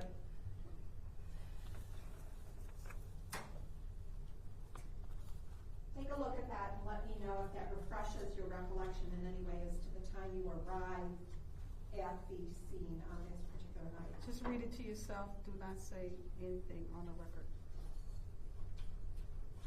It's to refresh only. It does not.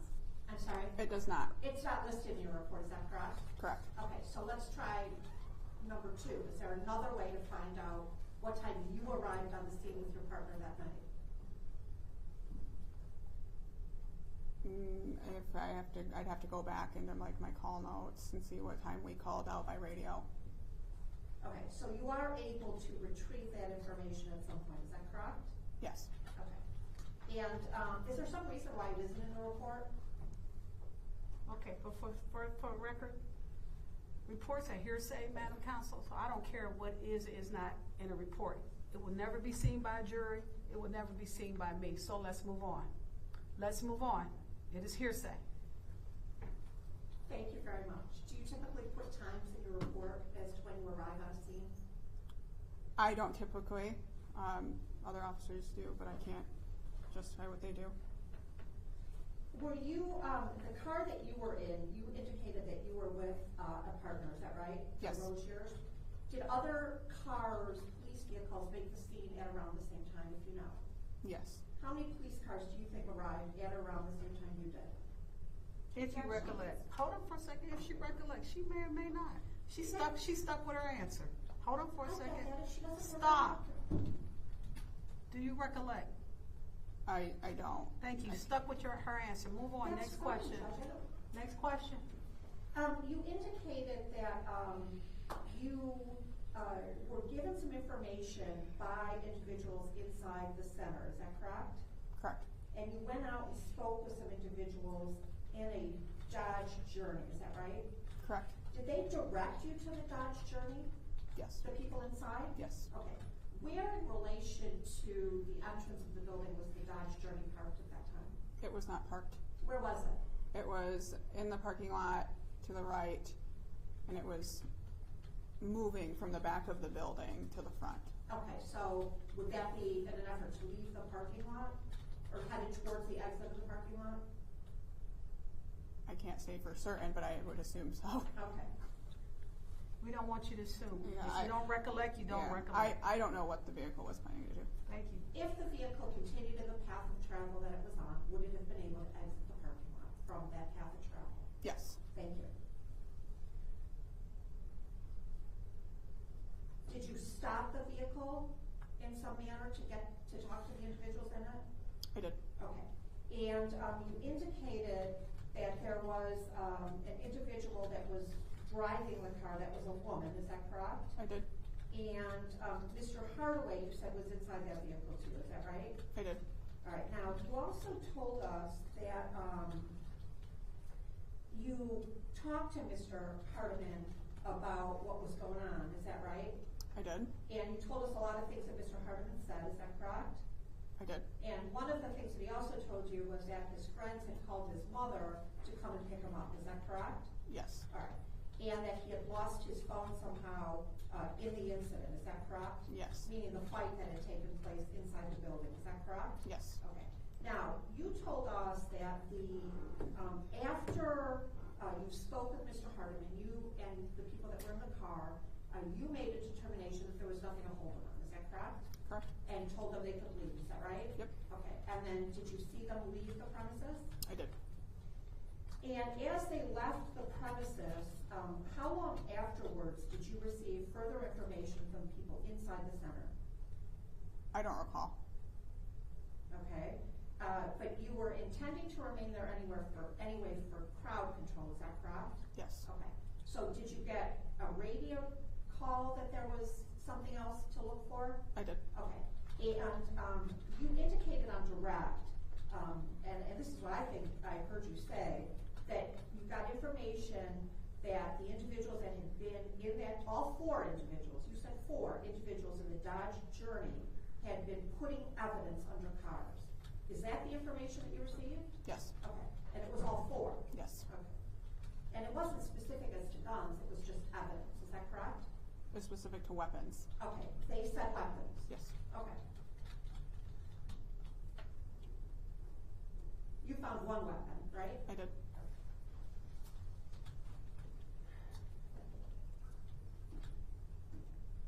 I might have already asked you this, but were you in a marked vehicle? I was.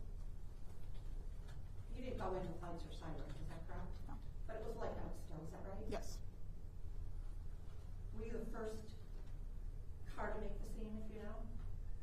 no, we were not the first car.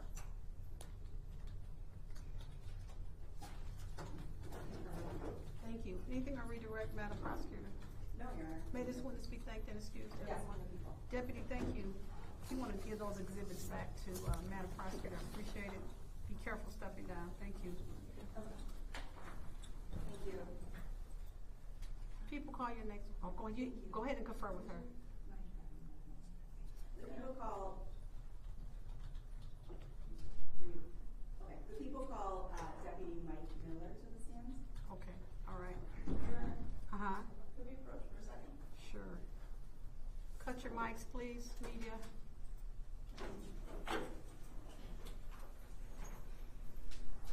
Oh, sure. Oh, you or your client? Oh, sure. Oh, no, you're fine. Oh, you know what? You know what? Excuse me, Dave, is the jury room still unlocked? The one, This one, mine. no, Mine is. I don't think it's, did you? Gwen, do you have a key to the jury room? I have a key. I have to go get it. I have a key. Go in. Gwen, I want the jury room for her, please. She's got to go to the jury room. Thank you. All right, I'm gonna go use the restroom. You can go to the jury room. I have the Deputy Miller just take the stand. Yep. Okay. That's all right. I can go ahead. Okay, that's fine, madam.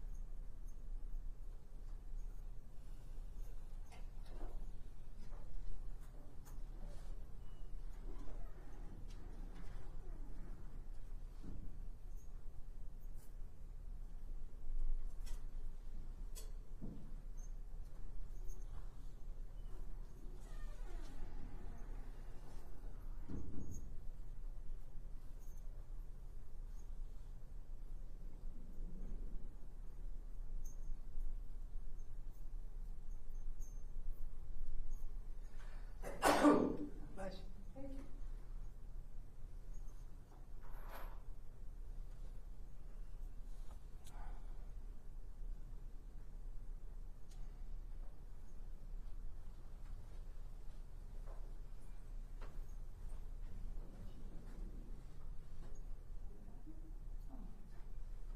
All right, she just wait. She's left the courtroom. She'll be right back.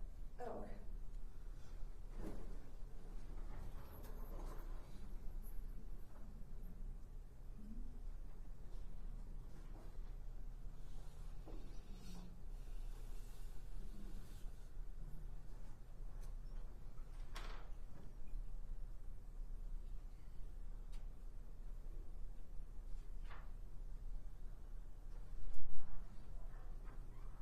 All right. Madam Prosecutor, for the record, call your next witness. Thank you. Your Honor, the people call Deputy Mike Miller.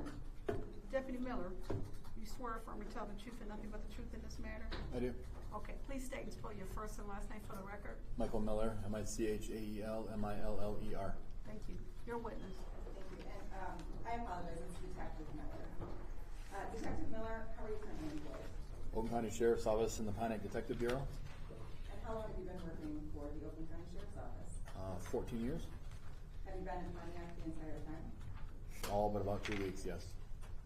In your experience at the Sheriff's Office and as a detective, have you had the opportunity to investigate firearm crimes? Yes. Were you working as a detective on June 3rd of 2025? I was. And what shift were you working that day? Well, I worked my regular day shift in the detective capacity, and then I was working the afternoon shift on the road patrol. Okay, what time would that afternoon shift have started? 3 p.m. At some point while you were on road patrol that day, after 3 p.m., were you dispatched to the United Wholesale Mortgage Sports Complex? Yes, Is that in the city of Pontiac? it is. What was the nature of the dispatch? There was a fight of some sort in the parking lot. Were you working by yourself or with a partner? I was alone. Do you recall what time you were dispatched to or arrived at the sports complex? It was in the evening. I don't know exactly what time. When we say evening, if you can give us an approximation, was it 10 p.m., was it 5 p.m.? I would say somewhere between 7 and 9. All right, so when you arrived at the sports complex, what did you do first? I went to the location where I saw just several deputies kind of congregated. And at that time, what was sort of the nature of the scene? They were talking to people. I don't know who they were talking to. I got there very late. Everything was sort of already dispersed at the time. When you say they, are you referring to the other deputies? The other deputies, yes. All right, so at some point, did you take any sort of investigative action at the sports complex? Yes. What was that? I responded to information received that objects had been placed underneath cars in the same area that I had initially responded to where the deputies were focused. Now, you said the same area that you initially responded to. It's my understanding that the sports complex is massive, is that correct? It is.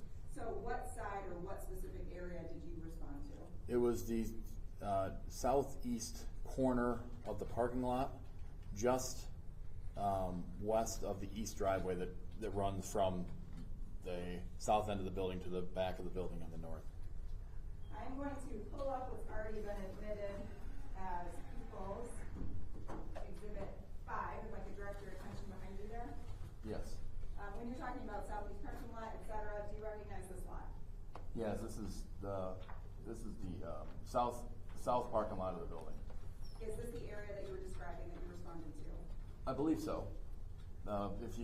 If you come like further this way in the screen, that's where the east parking or the east driveway that goes to the back is. Okay, so are you indicating when you say this way, coming towards where the bottom of the screen would be? Yeah, to the left and toward the bottom. Okay. Now, what information did you receive that caused you to go to that area of the parking lot?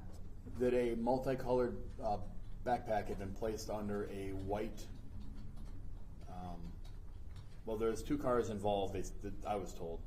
One was a white Traverse, Chevy Traverse, and then a multicolored backpack had been placed underneath it.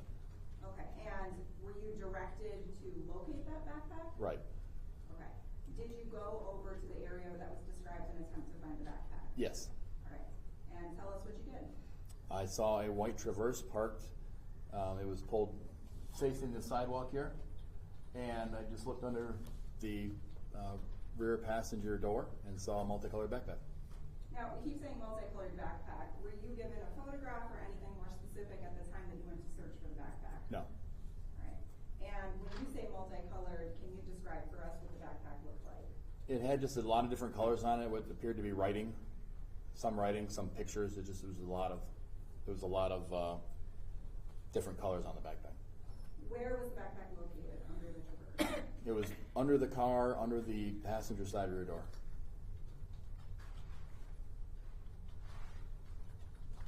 Did you retrieve the backpack? I did. Did you make any observations about it when you retrieved it? It was very heavy. And at that point in time, did you open the backpack? I did. When you did, what did you find inside? I found a pink pistol. When you say pistol, can you give us more of a descriptor? It's a little bigger than a regular pistol. It was probably about that big, and it had a drum magazine attached to it. You said hold on, what kind of magazine? A drum magazine? Drum, D-R-U-M, for Yes, the ma'am. record. Thank you, go ahead. Sorry, Judge. Let the record reflect that Detective Miller had his hands about a foot apart when he was describing the size of the firearm. Record shall reflect. Detective Miller, could you see the firearm before opening up the backpack? No. You indicated there was a drum magazine. Did you make this firearm safe when you collected it? Yes. And did you learn whether or not there was any ammunition in that drum magazine? There was 38 rounds in that magazine. Was the firearm itself loaded? Yes, there was one in the chamber. Now, we've just been calling this a pistol. Did you, in fact, identify the make and model of this firearm? Yes, there was a Freedom Ordnance, 9mm.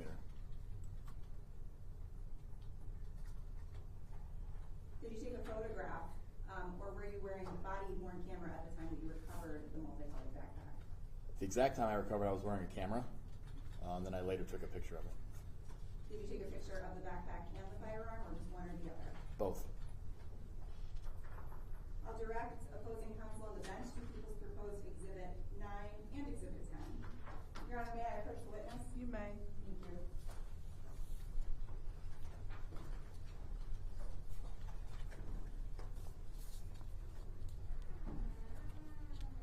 Okay, Detective Miller, do you recognize what I've just handed you there? It's marked as People's Proposed 9, and if you flip the page, People's Proposed 10. Yes. Let's turn to 9 first. How do you recognize it? That was the backpack. I was on my hands and knees. I just pulled it from under the car and unzipped it. And do you recognize 9 as a snip from your body-worn camera? Yes. How so? Just from the angle. And is that a fair and accurate representation of what you've been describing in terms of the recovery of the backpack? Yes. I'll have you turn to People's Proposed 10. How do you recognize that? That I removed the gun from the backpack and took a picture of it. Is that a fair and accurate representation of the Freedom Ordnance firearm in the backpack that day? Yes. Your Honor, this time I move to admit People's 9 and 10. Any objection? No objection. Any objection? No objection. So admitted 9 and 10. May I publish? You may publish. Okay. Detective Miller, I'm going to direct you up there on the screen behind you to People's 9. Could you please point for us where you see what you were describing as a drum magazine, if you see it? It's the cylindrical black object with the red center. And are you able to see in this snip from your body-worn camera the firearm itself? Yes. Can you describe it for us? It's got a black handle. It's pink body, black Can you trigger. point to us, to it on the screen? Yes, it's to the left of what I just described as a drum. I'm going to go to People's Exhibit 10. Do you recognize that photo? Yes. And again, could you please identify for us, if you're able to, the drum magazine in this photo? So Thank I've you. Can you get up and show us on the Yes. screen? Appreciate it, thank you. So I removed the drum from the gun. This is the drum. This is the gun. Thank you. Thank you, Detective. Detective, did you recover any other firearms that day? I did not. Did you learn whether or not any of your partners had? Yes, deputies Rodriguez and DeRozier recovered a pistol several feet to the west of where I was. When we say several feet, are we talking 1 car length, 4 car lengths, or what's your estimation? I would say probably 6 or 8 car lengths.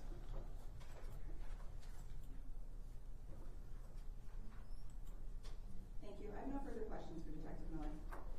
Madam Counsel? I have no questions for Detective Miller. Nor do I. Thank you. May this witness be thanked and excused? Yes, thank you, Judge. Detective Miller, please return the exhibits back to Madam Prosecutor. Thank you for your patience this afternoon, sir. All right. Any further witnesses? Very briefly, Your Honor, the people would call Deputy Ramey.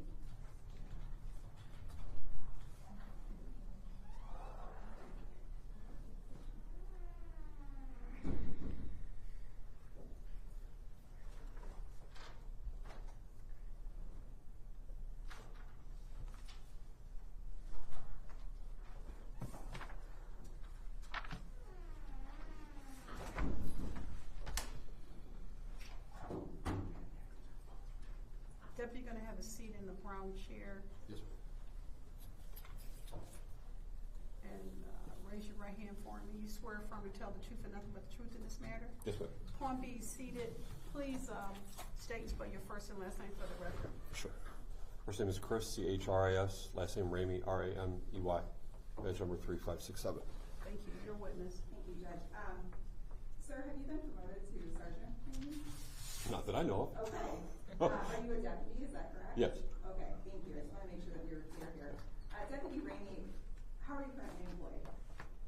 With the County of Oakland, I work out of the Pontiac substation. How long have you been doing that? Law enforcement or with the county? With the county? Just about a year and a half. How long have you been in law enforcement? Almost 14 years. And were you in Oakland County prior to the sheriff's office, or where were you at? Chicago Police Department. Have you had the opportunity in your time in Chicago and with the Oakland County Sheriff's Office to investigate firearm offenses? Yes, Were you working on June 3rd, 2025? I was. In what capacity? I was a traffic deputy that day Were you working with a partner or by yourself? by myself. And do you recall what shift time you were working? Afternoons, What time would that be? 3 p.m. to 11 p.m. At some point in time, did you receive a dispatch to the United Wholesale Mortgage Sports Complex Yes, in the city of Pontiac? yes. Do you recall what time you were dispatched over there? I don't. Maybe 5, 6 o'clock, somewhere around there. Maybe a little earlier. What was the nature of the dispatch?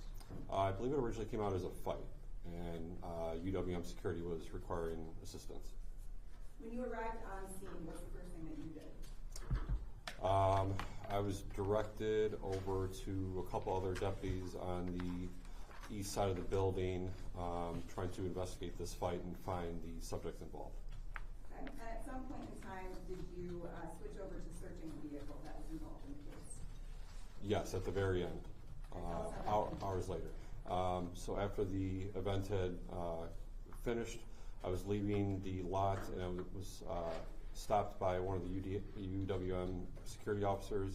She stated that the Hyundai that the subjects had arrived in earlier was still in the parking lot and they wanted it removed.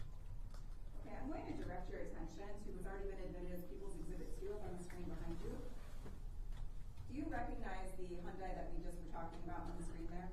Yeah, that appears to be it. I can't see the plate, but that appears to be it. Would you kindly stand up and point to it? If Oh, you sure. don't mind? Absolutely. Thank you.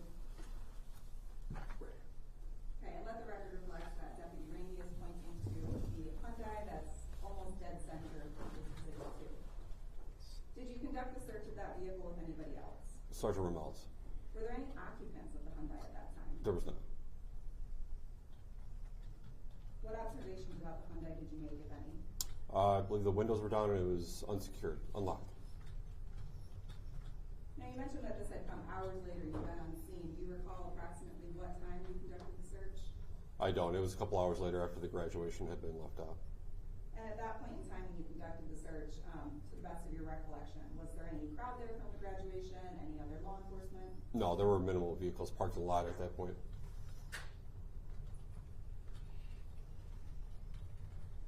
All right, I'd like to ask you specifically whether or not you located any form of identification inside the Hyundai. Yes. And who did you locate a identification for? Mr. Whitley. When you say Mr. Whaley, are you referring to Vivian Whaley? Yes. And what form of identification was that? I believe it's his school ID and his Michigan identification card. Did you have any contact with Mr. Whaley during the course of the investigation? I don't believe so. All right, and so is it fair to say that your only recollection of his name or face would have been from that identification? Yes. Okay, I have no further questions for Deputy Ramey. Thank you.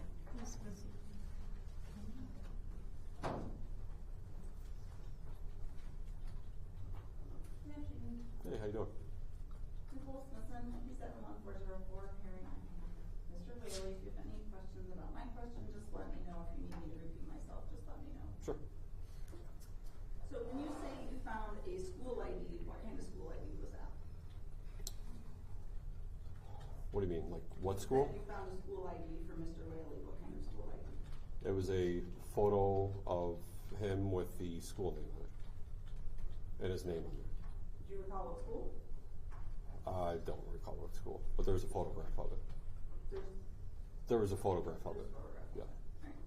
Are you aware that Mr. Whaley went to online school? Objection to relevance. Yeah, what's the relevance of that? Because he found an ID with your client on it. Was there any other identifying information for any other individual found in that vehicle? There was some mail with a couple individuals' names, which was also photographed. Can't really recall anything else, but there were a couple different names that were associated with that vehicle, which was photographed. So he wasn't the only person. Strike that. He wasn't the only person who had personal identifying information in that vehicle. Fair statement. Correct. I believe that was the only identification cards in the vehicle, but there, like I said, there was a couple mail items with different names. And do you recall where his personal identification was actually located in the vehicle? Yes, I believe that was in the trunk. Nothing further. Thank you. Madam Counsel? No questions. Thank you. Madam Prosecutor, anything on redirect? Thank you, Judge. May this detective be thanked and excused. Well, I was promoted to sergeant, man. Oh, Sergeant, okay, I thought you said the highest. Stand corrected. I don't know about it yet, but thank you. Thank you. You guys have a good day. People, any further witnesses you're arresting for purposes of today? Your And we Honor, I shall would rest continue. for the purposes of today and for the purposes of Defendant Hardiman. Okay. Of course, continuing for stipulation of Mr. Bailey. And the record shall reflect that with regards to remaining portions of the exam for Defendant Whaley, that shall continue Wednesday, August 6th, 2025 at 9 o'clock. Of course, in person, defendant will be brought over from the Oakland County Jail. With regards to Mr. Hardiman, people are requesting a bind over on Mr. Hardiman. Yes, Your Honor. Okay, your bind over arguments, madam. Thank you. Your Honor, as we've heard today, there was a lot of testimony about this incident that occurred on June 3rd, 2025 at the sports complex where there was a graduation ceremony. But what really this all comes down to is the fact that Mr. Hardiman, on that day, possessed a backpack. Inside of that backpack was an AR-style pistol with a drum magazine.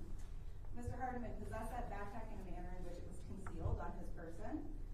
He also possessed that backpack with the intent to use that firearm unlawfully against somebody else. That's the charge of going armed with unlawful intent. And I want to talk a little bit about what we've heard today and the elements of those crimes. So first I have pulled up on the screen here People's Exhibit 4. And in People's Exhibit 4... I've heard everything and I've seen everything. Cut to the chase.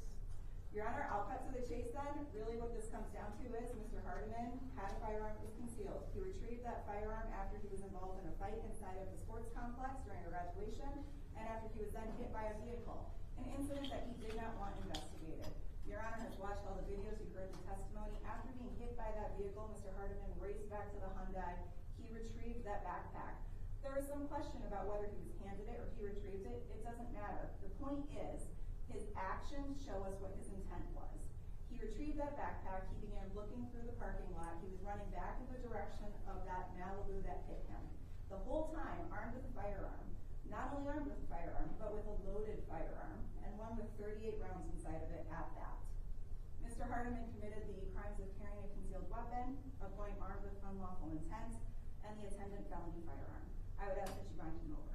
Thank you. Madam Counsel for Hardiman. Yeah, I think I heard a different examination because I didn't hear any evidence about any particular Malibu that was supposedly in the parking lot. I mean, I heard evidence that Mr. Hardiman said that a Malibu had hit him, and he told somebody that he didn't think that it was related to the fight that took place inside. I asked all of the officers, where was the Malibu? When did the Malibu leave the parking lot?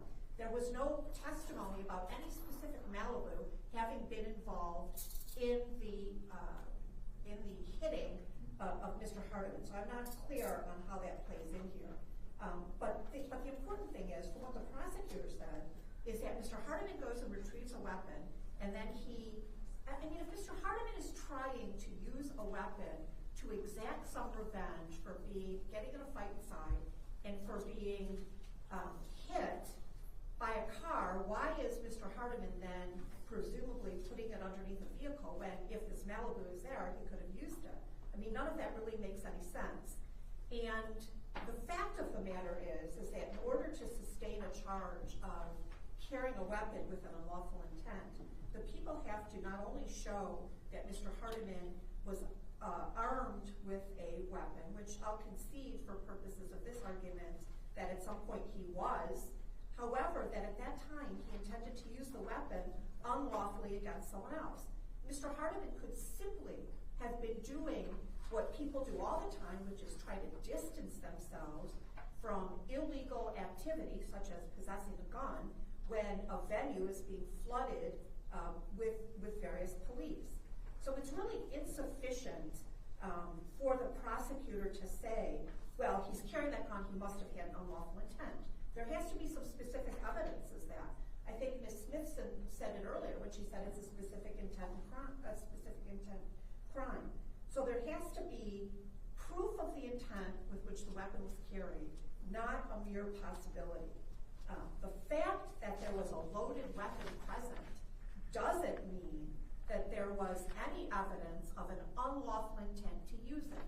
And for those reasons, I'm not sure that the prosecutor has sustained the burden as to the count of going armed with a firearm or dangerous weapon with unlawful intent, or the felony firearm which falls with it. Question of fact. Most important that the court's going to take judicial notice that, ma'am, your client, if I believe or recollecting, is not even old enough to buy ammunition, let alone a gun here in the state of Michigan. So one can infer from his behavior that he was indeed in possession of a firearm with unlawful intent. Defendant's bound over as charged with regards to Mr. Hardiman in this matter. Bond is continued. I still believe he's an acute and immediate danger to the area community, and I will not reduce the bond. You can take that up with the Sixth Circuit Court with regards to Mr. Whaley. I'll see Mr. Whaley and Ms. Smithson on Wednesday at 9 o'clock. I need everyone to remain still. Do not move until my prisoners have been escorted out the courtroom. Please remove the prisoners. I gave him a question.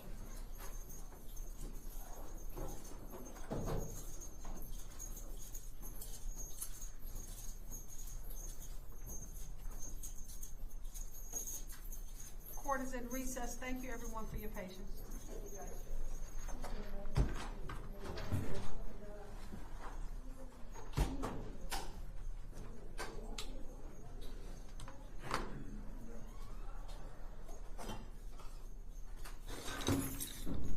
Gwen, I'll lock up.